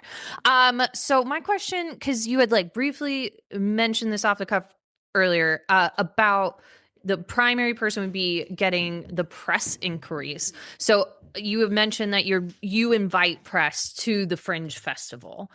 Is it then that they go through the website, they find something that intrigues them, and they reach out to you and then you reach out to us? Like, what is that process? Yeah, no, that's a great question, and we'll go over this in Town Hall number 4 more as well. But basically, we're registering. I'm in a weird spot. We're registering press, and they at that point now have access to the website as press, which means they can directly contact you. We try to make it really easy because we want the autonomy to be yours. You have the autonomy to say no, thank you, no comps for you, and that goes for industry, press, anyone. But we give kind of that direct access through the website for them to either message you and ask or just directly request. And so it'll be important to check your emails as the primary producer once tickets go on sale, because you will get those emails that say, so-and-so has requested a comp or 2 comps to X performance. Click here to approve, or you don't. It's up to you. Right. Yeah. Okay, great. That's a great And question. 90% of them will just request tickets, if I'm being honest. They're not going to reach out to you. They will probably just request tickets once they get that access. 100%. Hi, my name is Kara Myers. My show is called Show Me Your Dick, A Lifetime of Dating in a Larger Body, about how I've gotten more unsolicited dick pics than anybody I know. I know. Thank you. It's so fun being me. This is my first Fringe, so I'm so sorry if this is a dumb question, but like, how important is it to get press? Like, how much time should I actually be spending on that aspect of marketing? I think it depends on your goals. Yeah. So everything at Fringe, you need to remember, like, you can have 2 goals. Is your goal to sell out your show and get press? Then maybe it's not awards then. You know what I mean? Like, you can kind of choose, like, selling out your show, doing, like, getting press reviews, getting industry in, and, like, having a good time. Like, those are, like, kind of, like, all going to take a lot of energy. And you have to decide what your goals are. Personally, I would say press is not the most important part of the festival, because you get certified reviews no matter what, which means you'll always have a pull quote. And to be honest, for me, the most important thing is that I have something to put on my next marketing adventure. Yeah. That being said, you might be in the journey where you're like, I've gotten reviews before. I'm ready for that bigger review. And I really want like a bigger scale person to write about me because I am pitching this for something else. Yeah. Then you're going to put more effort into press. And I would say the same thing with industry. If you have not like done a Fringe or a festival before, maybe like don't go after doing a bunch of them in a row after this. Like maybe you should start to organically work your way into industry. Maybe you should like start to do more venues within the LA region. Like there are ways for you kind of to scale your way into this, and you need to figure out what your goals are and go after those. I would say that everybody's goal should be to sell out their show. I would say that is the most important thing, because if I'm an industry member coming in to see a half-packed house, I'm not booking you. Your first goal, if you've never done it before, is to sell out your house. And I think separating out, Ellen, you're so right. I think separating out press and marketing in your head. And I think that's where press has changed over the years. Like we're no longer living in a world where the LA Times article is going to fill your house. It ain't. It's like it'll look good on your next branding on the next run you do, but separate press and marketing into 2 separate categories in your head, because they are no longer tied together like they used to be. It does not matter. It doesn't even matter for our ticket sales. Some of our worst press years have been our best ticket sales years, because it just matters about how your audience is seeing your stuff. Grassroots marketing is the way for you to build your show. Yep, 100%. Okay, next question up here. Yes. Oh, I'm so sorry. I might have to, sorry everybody, might have to meet me halfway. Thank you. Hi, so I'm Haley Warren. I'm the co-director, co-writer of What Women Taught Me.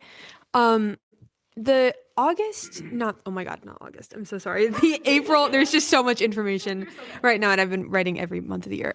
April 20th is, since we just registered, like we're pretty late to the game. By April 20th, if we have our venue and we have our dates, we'll be printed. Correct? Great. Okay. Yeah. Awesome. Thank you. And remember the absolute drop, no holds at the end, April 24th at 2 p.m. Like there is still wiggle room until then. That just means you won't get to proof anything. It'll just be hope it's right. But yeah, so I love to shoot for April 20th, and then worst case scenario, you have a little bit of wiggle room. Any other questions before we jump into ticketing? Should we go through our last ticket? Because we only have 30 minutes left. Okay, we're going to do quick ticketing and then we'll do more questions. But I'll remember. And that way we'll have at least 15 minutes. And I see there's 3 people that have their hands and you raised. get first. And you get first. Good 4 call. people. 4 people. Okay. I've made eyes with all 4 of you. Okay. Okay. The next part is pretty quick, I promise. We were doing so well in time, and then boom. Yeah. Okay, buying and selling tickets. This is going to be important to prepare for May 1st, because what happens? Yay. Nailed it. Remember, we're going to go over all of these things as well tomorrow for web sessions number 2. So join me if the ticketing is a little confusing for you. So the basic rules, 100% of your ticket sales go directly to the primary producer of the show. We do not take a cut of your tickets. It is entirely your money. We do have a service fee, just like any ticketing platform. And that is for any ticket over $1. So if it's free tickets, you still have access to that reserved tickets. We're not taking a service fee on free tickets because gross, right? But it's $3 per ticket or for anything under $25, and then up by 10 cents per dollar after the $25 mark. That is the service fee. It is not taken out of your cut. It is added to the listed ticket price. So just like the Ticketmasters and the Eventbrites, it's all the same format, and that helps us pay for the processing and the back and forth with audience, all of that. A reminder, 50% of the house capacity must be sold on the Hollywood Fringe website. For the most part, shows are going to do 100% on the Fringe website. So most of you, that is a non-issue. But if you did want to use like a secondary website, third-party website to sell some of your tickets, you can do that as long as it's only 50% or less. That said, if that is what you're doing, it is your responsibility to ensure that you are not overselling your house, that only half and half are listed. So you have to now manually make sure you are juggling 2 different websites. I get this email all the time, but I don't work for Eventbrite or for Ticketmaster, so I don't know what's happening on that end. And so you have now to be a ticketing agent in addition to your producing. So totally up to you, but make sure you are hyper aware of where your tickets are and you're communicating with the audience on both sides. Okay, we have 3 basic tiers of tickets. Your regular tickets are your general ticket price, and that is what is listed in the printed guide. That is the first section on your performance page when it asks about ticketing. You have your community price. That is the button price. So that is an automatic $1 off. You can't change that. It's happening to you whether you like it or not. It's a part of the artist agreement. But know that anyone who has that button on their page will see that automatic $1 off. And it's only per 1 ticket. It's not like they can take 50 tickets and get $50 off. It's 1 ticket per performance. And then you have the participant price. That's if you want to sell a cheaper ticket to your fellow artists. That price will automatically come up for anyone who is on the team of a project. So another reason to add your cast, your crew, anyone involved in your project to your team, so then they have access to those artist prices. It is entirely up to you. You do not have to list a different price. It can be the same price as your general, but you do have that option.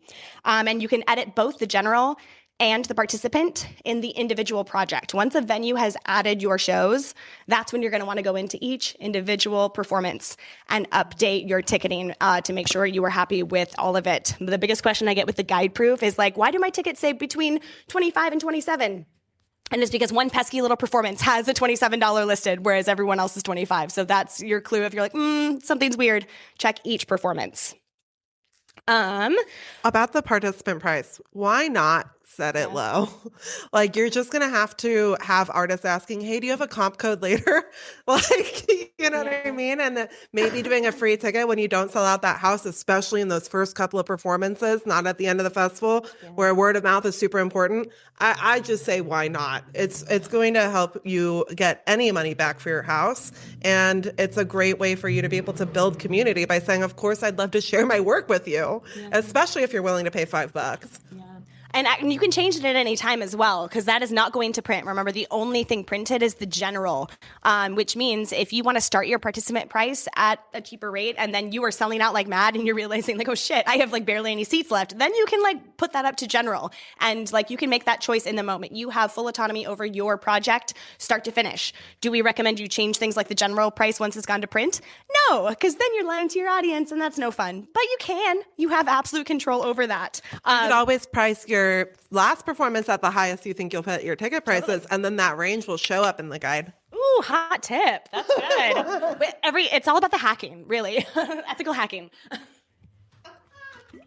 Okay, let's talk about the other like tools and tricks you can do on the page there. You have what is it? See, ethical hacking got you.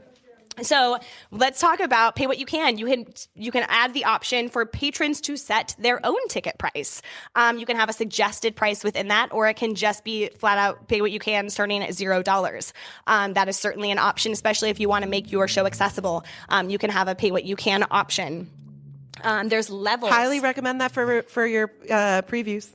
You know, if you're not worried about that preview ticket sales, maybe adding it in, not a bad idea. Right, because it goes to papering your house. Like I think this is like the best marketing tool someone can have. If you can afford to do this, the more butts you have in that preview, let them do the work for you. Now suddenly you have an audience that is talking about your show, that is writing those reviews. That gives you social content and fodder for the next, several weeks. That gives you people talking about your show. The more people you have in that preview, the less work you have to do. So let's talk about levels. This one is more rare, but you'd use the levels, and this is all in the tab of the ticketing of the admin, right? I love the nods. I can see you're already looking at it, right? Like, start to investigate this page. But levels is for, like, if you have a VIP experience, let's say, at a higher rate, it comes with a gift bag or an artist, meet and greet or whatever that is. Like, that is where you're going to play with levels. Or maybe it's, that some of your audience can afford to pay more money and then some can't. You can have an opt-in for, like, hey, doing great this month, pay a little extra. That is where levels are. The key with levels is, unlike discount codes, they are public opt-in. You can set them for, you can only have so many tickets available. Let's say if the front row is a VIP, you can set that level as only however many seats are in that front row. You can enable and disable as you go, so you can kind of decide how to play with that. But know that they are public and anyone has access to the levels versus discount codes, which are for you to create and share with people that you want to come see your show. There is no limit on the amount of discount codes you can create, or at least we haven't found one yet. Try me. Maybe there is. But I have seen like 50 discount codes, because discount codes are also a great way to start to see what marketing is working. Start to track, start to play with data. The best thing a producer can do is start to make plans that go beyond throwing social media together and going. Like, try to find what avenues are working so that the next time you do this, you can put your time where it is most effective. Time is money, right? So start to build those sorts of plans into your producing. Discount codes are also a great way to use guilt. I am far more likely to go see a show if I'm given a special discount code. Are you kidding me? I'm going to show up, even if it's just like $3 off. I now know, like, they want me there. So use them in that way. You can also use them as comp codes. You get to decide whether that discount code is, for X amount of dollars. Maybe it's, $10 cheaper, $5 cheaper. Maybe it's a free comp discount code. Maybe it's a pay what you can discount code. But for comp swaps, if you're looking to, like, share seats and experiences with your other fringers, the comp code is a really great way to do that. That said, there is no pressure to do that. Like, it really depends on your journey. Like Ellen talks about with goals. If your journey is in hopes of seeing 50 great shows, and the best way to afford to do that is by exchanging shows with your fellow artists, then comp swaps are a great way to do that. But you do not have to feel pressure. My only suggestion is be hyper aware. If you are taking comps, make sure either they're aware that you're not coming, or that, just be aware of the give and take, right? It's all about relationship building. The club members is another good one. If you're like those discount codes, using them there, it's a great way to fill those earlier houses, especially with people who are going to talk about Fringe, because they are popping around to more shows. I don't know how they do it, but they really pop around. Additionally, comps. So this is where we kind of talk about with press and industry. Press and industry that we have vetted. We're not, just adding anyone and everyone to the site, but you have the option, and that is not with a comp code. That will be a direct ad. So someone will request a ticket, and you'll just click a link in your email, and we try to make it really easy. So all you have to do is click, confirm, done. You've moved on. You can also add comps. If you want to add, mom is going to come, and, my mom would have a hard time with an email comp or a comp code, God help her. So I'm just going to add mom. I'm going to add her name, and I'm going to add her email. You don't even have to add the email if you know that person doesn't need a reminder email, but you can add people starting May 1st. So right now you can't do any of that because tickets aren't on sale, but once tickets are on sale, you can start to build your comp list. This is a great way to, if you're not paying your actors and want to make sure that they have a couple of tickets to use, at every performance, this will be how you make sure you don't promise things and then oversell later. You can also hold comps if you want to, like, set your price. Some people will do like a industry hold for comps, just so like maybe you have certain industry that you want to invite and you don't want to sell out. You want to hold a couple of seats. That's also an option.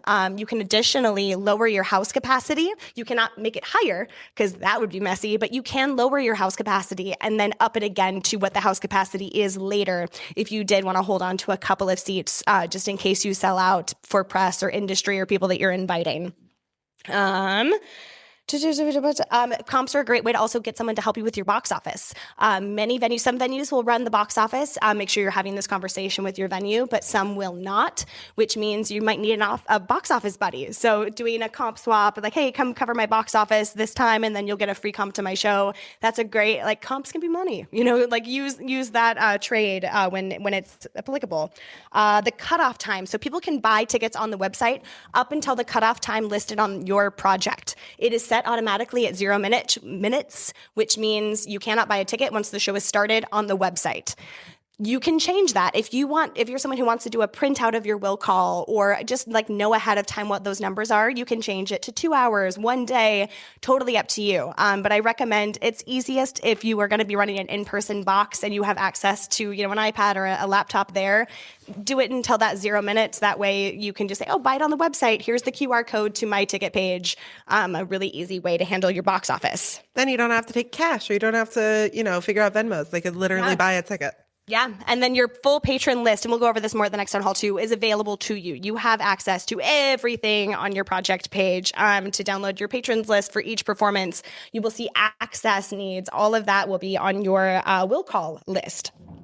Lastly, refunds and exchanges. So how this works on our end, since we are your ticketing agents as this festival moves forward, refunds and ticket swaps. So if somebody needs to go to a different performance of the same show, that all goes through us at support@hollywoodfringe.org. The audience knows this as well because they are actively buying a ticket and their emails are coming from us. But just in case you get that, text from mom needing a refund or whatever, support@hollywoodfringe.org is how we handle that.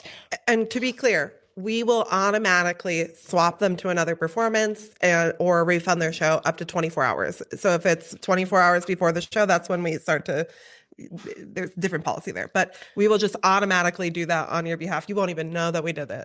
Yeah, but we stop it at the 24-hour mark to ensure that you can refill that seat, right?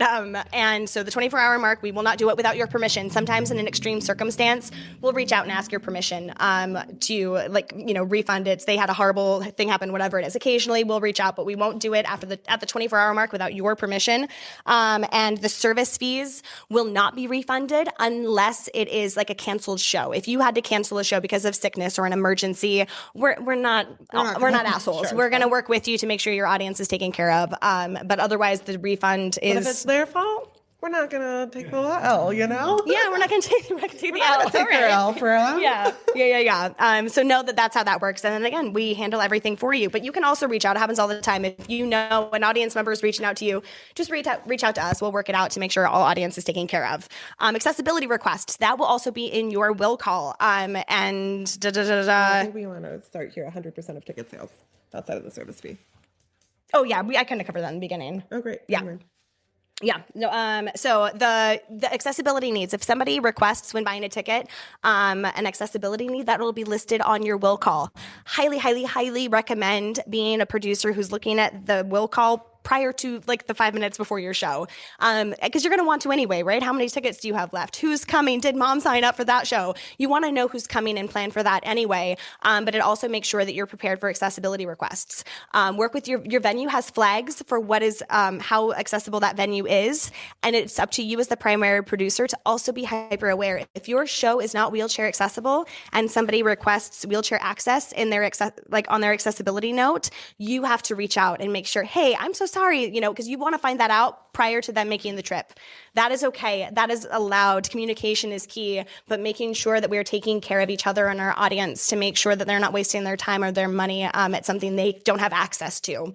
So being hyper aware of what your venue offers, and that way you can communicate to your audience as well. And when we get questions to support, we'll do the same. We'll reach out. We know the venue's accessibility, and so we're doing the same, but sometimes they reach out directly to you, and so being hyper aware, because we can't check every will call. We will not see that coming. And if this is the first time for you thinking, what kind of accessibility requests could come through? Maybe you should go watch our accessibility town hall. 2 hours about how to make your fringe show the most accessible you can. And if you have not watched that period, I think it's really important. Yeah. If you're Great job. Yes. If you are not making your fringe show as accessible as possible, then you're not going to be able to take that into the other rooms you go into. Yeah. And we are here to make our worlds a more accessible place for everyone, right? Which means we're going to work our hardest, even at this level. We're going to spend $0, but we're going to make it to the level that we can at our levels that we're at right now. Yeah, absolutely. Okay, so with that, so make sure you're looking at your accessibility flags from that accessibility workshop. Okay, how to get people to the right place to buy tickets. That's important, right? Send people to the website at hollywoodfringe.org or www.hollywoodfringe.org. Remember, you have a project link. We talked about that earlier with the question. Your project link is your ticketing link. Even though tickets are not on sale, that link will not change. So don't be afraid of using that QR code, linking that now. That is your home base. It will not change. But be a hero if you want to say, hey, search for me at the Hollywood Fringe website, because then when they go to search for you, they're going to find 4 other shows that they're really into. So if you're feeling like being a hero, send people on a journey to see more Fringe. And then, yeah, and like if you want a shortened link where it's a little more specific to your show, use the bit.lys, use, these other services. But please, same with QR codes, be very hyper aware of how long the service lasts. And if like there's a charge after so many clicks, seeing that journey ahead of time will save you the trouble of printing 500 postcards only to discover that QR code now needs to be charged because your free trial ran out. So make sure you're thinking about that now. The Fringe iPhone app is back. So sorry, Android users, we do not have the development funds to get that going yet. But the iPhone app is staying in real time, updating all of your show information. So tickets will be available there as well. And there's also a handy thing on the iPhone app where you can search based on location. Like if I'm sitting at the Broadwater, it'll show me what shows are happening nearby and when, so I can walk there. So it's a great thing for audience who's more fringing on the go. It's a great way to see shows. And of course, we'll have the Fringe HQ box office. So we'll be selling tickets in person and engaging with audience too. Because really what we do, like we do all of this marketing for the festival wide, but we're trying to help people who are like, I want to see shows, I don't know what to see. So we're not like playing favorites. We love all of you equally. But we will say, oh, you like cabaret, you like these themes. Let me give you 5 shows that we know from our guide, from our website that might be up your alley. So that's how we kind of concierge without playing favorites. And I think participant payout, that's the last thing. You get paid at the end of the festival. This is not, we don't have the fancy things where you're getting dailies, especially because of refunds. We hold it until the end of the festival. And then immediately, like literally on awards days when I send this email out, I send an email to every primary producer that has you fill out a short survey to let us know how many in-person tickets you sold. That way we can get an understanding of how many tickets were sold for the festival as a whole, and give us your recent address, like your current address, and all of the details. So we send a check the next day, and you have it between 7 and 14 days. Usually it's between 7 and 10, but USPS, you never know. Or it's USPS. also a holiday week. So you have to remember that there's 4th of July. So it disrupts service. But plan on, after the final day of the festival, within 2 weeks, you will have that money to deposit into your account. And I think... We have 10 minutes for questions. And we have 4 that were already reserved that we said we were going to go to. Wait, so raise your hand. No, 1, 2, 3, 4. 1, 2, 3, okay. Wait, yeah? Yeah, 1, 2, 3, 4. Okay. Yeah. Hi, I'm Tanner. I'm doing a storytelling, stand-up, and clown show called Hi, I'm Tanner. And my question is, I have put on a ticket price when I was first setting out my project that is on the guide. It looks like guide proof that now I want to change. And when I've changed the individual price, it doesn't change to the guide proof. So is there something, maybe I have to dig deeper? Yeah. My guess, because I see this all the time, so you need to change the individual performance, that general price, and make sure you click at the bottom, update performance. That's usually what people miss, is the update performance, and then check back. And then if you're still having an issue, email support@hollywoodfringe.org, and we can look and see what might be happening. Yeah. Yeah, thank you.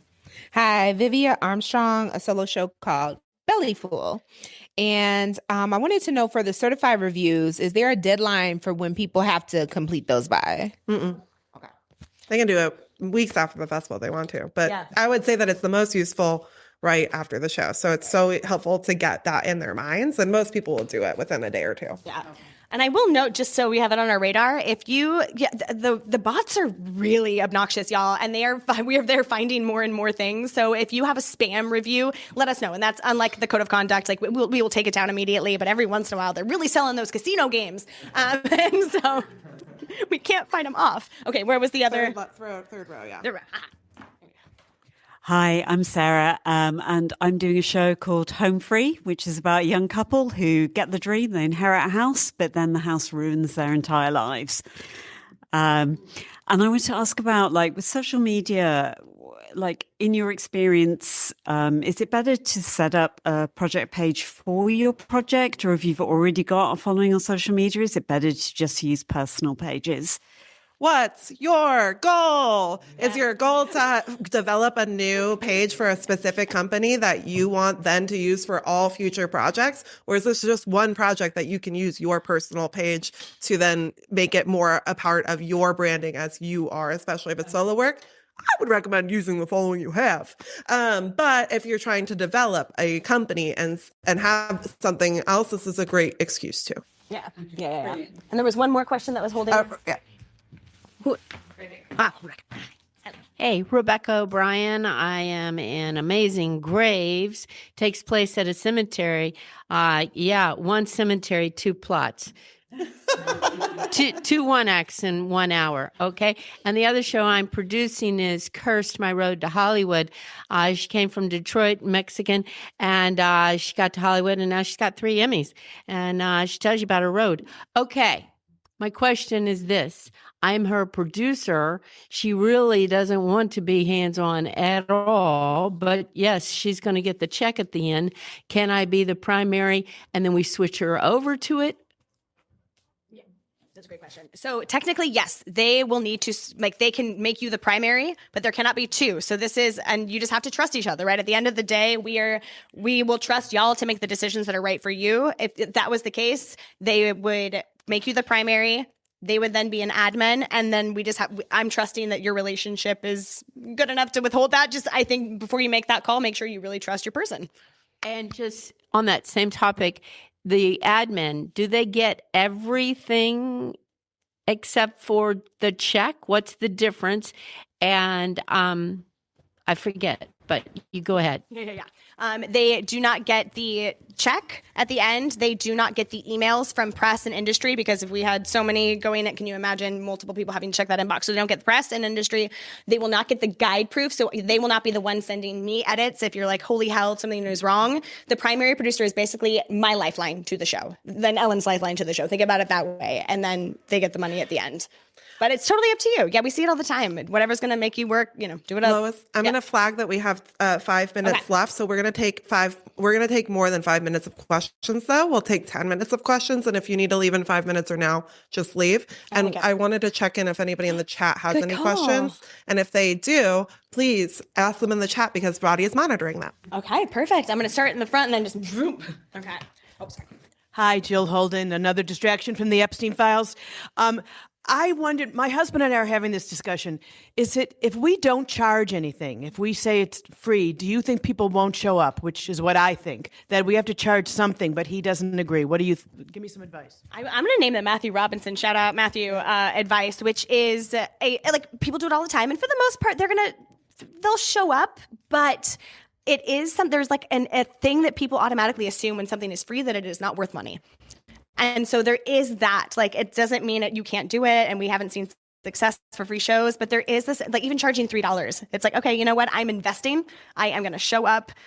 So that being said, it's cheaper to register if you do a free show. It will be a cheaper registration. And so it might make up for that. And the way that some people make up for the fact that their house might be more empty is that they just over paper because it's free. So it's fine for you to have maybe your comps aren't entered into the system, but are maybe just you have them in whatever system you're tracking. You can hack the system is what I'm saying, in order to make sure that you don't have 0 seats. And I would say that because free shows are a thing in this festival, I don't think that it has an effect that you need to charge in order to get an audience. Really? I don't think so. I think that there's benefits to charging, and I think that that's so individual, and we'd be happy to talk to you more about your individual situation. But I think that people in a festival setting are often able to see free shows, especially because it's one of the ways that people perform at festivals. Yes. So I would say that in this setting, you're just going to want to make sure that you know that people are flaky when it's a $0 ticket. They're more flaky, but it doesn't mean that they're going to come less. And it comes down to the goals again, right? It depends on what that goal is. If your goal is to really take your show to the next level, charging a few dollars is going to help get the right audience to that show. Whereas if you just want butts in seats to experience it, pay free. You had a question. My name is Linnea Pramel. Our show is The Trick and the Pearl. You mentioned the iPhone app. What does that mean? What is that? So it's the iPhone app for the ticketing. Like it's basically the Hollywood Fringe ticketing website on an iPhone app. It's not going to be like your side of the box office. It's going to be the audience side of the box office. And so people can download that app and then have access. It does like eventually end up back at the ticketing website. Like it's one of those apps. But the interface is really sexy where you're able to go like, okay, I'm currently here. What's coming up next that I could get to by the time it starts? You can save favorites. It kind of is it's an audience handhold, essentially. Yeah. Okay, I'm going to cut into questions. Yes. And I'll keep walking back. Jessica Glassberg again. Oh, sorry. I'm not sorry. I'm Jessica Glassberg. I am still her. And I'm producing my husband's show, I Suck, a Vampire Comedy. And if, let's say, you were producing a show that was called I Suck, a Vampire Comedy, would you be in the category of solo show or comedy? Is it a solo show or is it a comedy? But is it a solo? Like, what is the main thing? Is it, hi, I'm this, and this is my journey told through a vampire lens, or is it a vampire story that is a comedy that just happens to have one actor? I mean, it's not at all autobiographical. It's totally made out, but it's this one character Stan's journey. I think it's personal preference then. Yeah, honestly, and that's going to happen with others. I know it's one of those, like, it's going to depend. I would talk to, like, you have this whole beautiful array of artists right here. As we go outside after this, like, explain your show to 5 people and see where it lands. Like, you can kind of play with it up until that guide proof. Because it depends on you. I will say there's a specific solo show. I mean, I definitely think personal story told in a, like, multiple characters, but from a singular person, it can go either way. Yeah, I know that's not the answer that's helpful necessarily. Okay. Okay. On the accessibility topic, if like we got a request for ASL, does the festival have the service where we then say for this particular performance we need an ASL interpreter, or is that on us as a show to provide? While we'd love to provide that, we do not have the funding to do that for individual shows. And you are welcome to email that person and say, hey, I am a low budget producer and we don't actually have it in the budget to have interpretation for the show.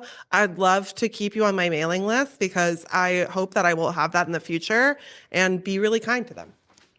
I will say we have resources in the Artist Hub.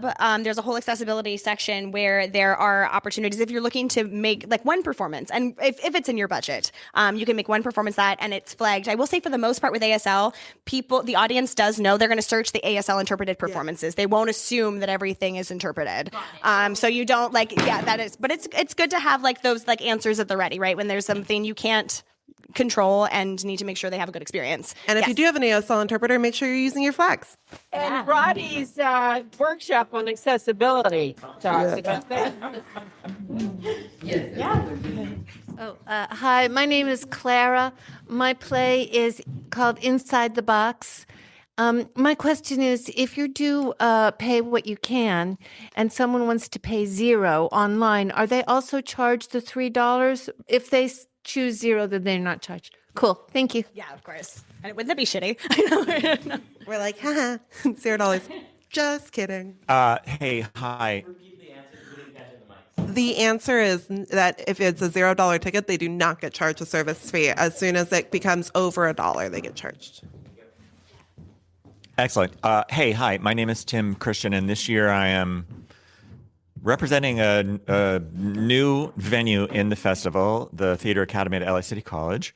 And I'm also producing a couple of shows that will be at the venue at LA City College for the first time in Fringe Festival. So going back to how many tickets we can make available, because when I'm house managing on our venue side outside of Fringe, we always publicize that we have a standby list because we know that X percentage of people who reserve free tickets are not going to show up. So we want to make sure that people know that even if they don't have a ticket, they should come and see me and say hello and get in the line. And then I track who's checking in, how many do I have left, et cetera, et cetera. Am I going to be able to publicize basically that I will have a standby list for my free shows because I don't want to miss out on that audience. Yeah. So we don't have, like, you could put it in your long description. That's somewhere that you could put it, but we don't have like any sort of built-in, because could you imagine us trying to handle that many? Like there's no way, but in your long description would be a great place to do that for sure. I can put it somewhere. Yeah. Because remember, the long description is what people are, they're not seeing that short description anywhere but on the iPhone app. So the long description is the first thing they see. Okay, and then I think last question has a Hello, everyone. Shaheen Sayadi. My show is called Ritual Music to Cure a Lover. Is at Madnani Theater. Now I have two questions. One is about the press release. Is there a standard format that is up to date for Los Angeles? Because that's what I'm finding out about. Everything is updating very quickly, and because I saw the sample, but yeah, so like a standard press release for here. And if I want to extend a show, how does that happen? Especially for ticket sale, if we want to have another run. Thank you. So I'm gonna go backwards on this, but for extending your show, anything that happens after the festival, like we want y'all to continue to do things. It's not a part of. What is it? During festival. It's up to your venue. If you've sold out and they have open slots and are willing to negotiate, add it on, that happens sometimes. But make sure to talk to your venue because some venues are going to be sold out and that won't be an option. Add it to the site. Yep, it just obviously won't make it to print because could you imagine? And then the press release, there's some examples on in the press article on the website, and also like again with Google. And I wouldn't say like there's a standard, but it's like, because I think there's like the things you have to include and there's all of that information on the website article, but also like get creative, y'all. I think I'm so sick of seeing standard shit as like we go as industry to other festivals. And it's like, sometimes if it's just the most generic thing we see over and over again, it all blurs together. So I think like take the standard and then have a little fun. I did search it and there seems to be different opinions about it. And I think it's because LA is there. So you don't have a standard thing. I would say that there is no standard press release in Los Angeles. The formatting is not standard. I think what would be standard is how often you're reaching out, and it's more about the intention and the kindness and the understanding that this person is a person on the other side of the screen. Yeah. That being said, people will do long format press releases, they'll do short format, and I think that for your show, I would make it as short as possible, as quippy as possible, and as interesting as possible. Yeah. Okay. Hi, it's Vince Tula again, Pit of Hope. It's a story of survival through the lens of a pit bull whose family's taken by ICE and he has to survive the LA shelter system. It's here at the Broadwater. My question is about, I don't know if you touched on it in other seminars, where you see three performances and there's something about audience, like audience review or audience. Thank you. Yeah. So again, we're going to cover this in the next two, but it's something to consider. Your audience for community awards, they're voted on by audience, people seeing shows. They have to see 3 or more shows to get an automatic ballot. And that's how we keep it from just like the popularity contest. Whoever has the biggest venue ends up with the best award, right? So audience, in order to vote, has to see 3 or more shows. How does that? Yeah. Track? We track that through the website. So they have to purchase through the website, or like they can reach out to us and say, hey, I bought this ticket at the door. Again, we're not monsters, but it's through the website. We track how many people. So when we send out that thing, if you or somebody you know was supposed to get the voting thing and they didn't get it, just email us and we'll do it. And that could be anyone on your creative team as well. Like if I go or the producer goes and sees 3 shows and he's per person. Correct. Or the team automatically gets a ballot. Anyone in a team, but the audience, they have to personally see 3 shows. And so here's the thing. This is we trust you to not be voting. You saw 3 shows. You shouldn't vote in every category. And are you even qualified to vote for the top of Fringe if you've seen 3 out of 420 shows? Like, I think that there's also that. Like, people are so oh, let's figure out how to gamify awards. Let's figure out how to get people to vote for me. Like, is that ethical? like, do the best show that you can. Reach out to us if you were supposed to get a ballot and you didn't get one, but otherwise, don't care. Just go and Fringe. Awards it's so stupid. You got an award? Who cares? That doesn't literally mean anything, but it also means a lot. And this is all you should obsess over. No, I'm just kidding.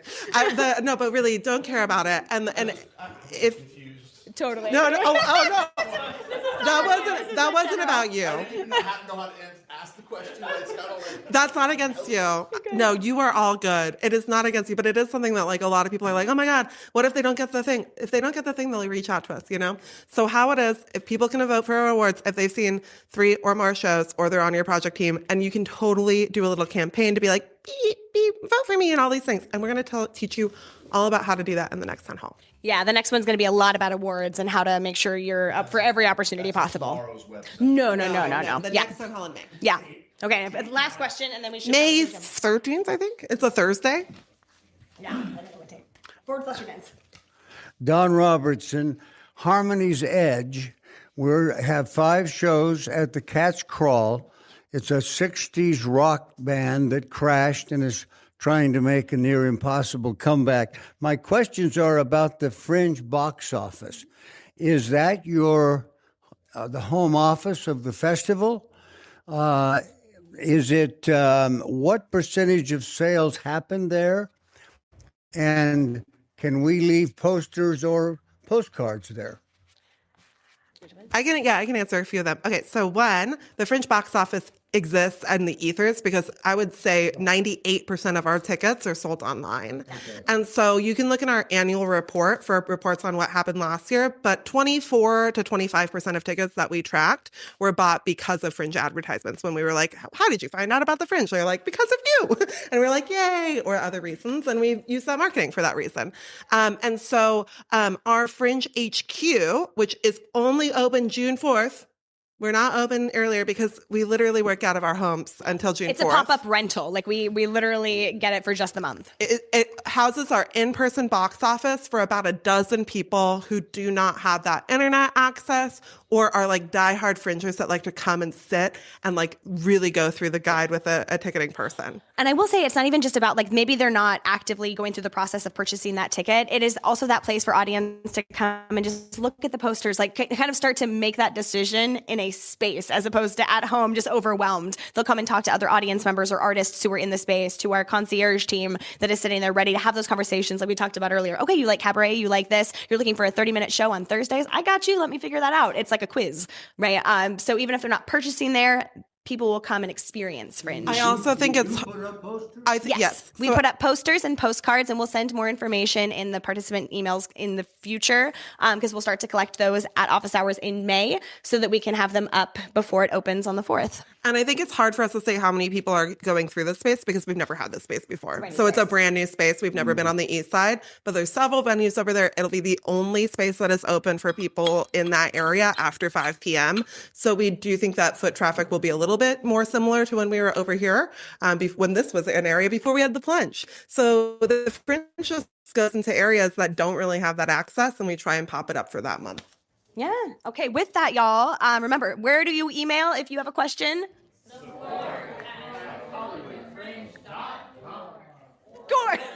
Org. We'll try it again next time. That was really close. Awesome. Y'all, thank you, and we'll see you soon. Thank you. Okay. I gotta go. You gotta run. I'll help run it close down.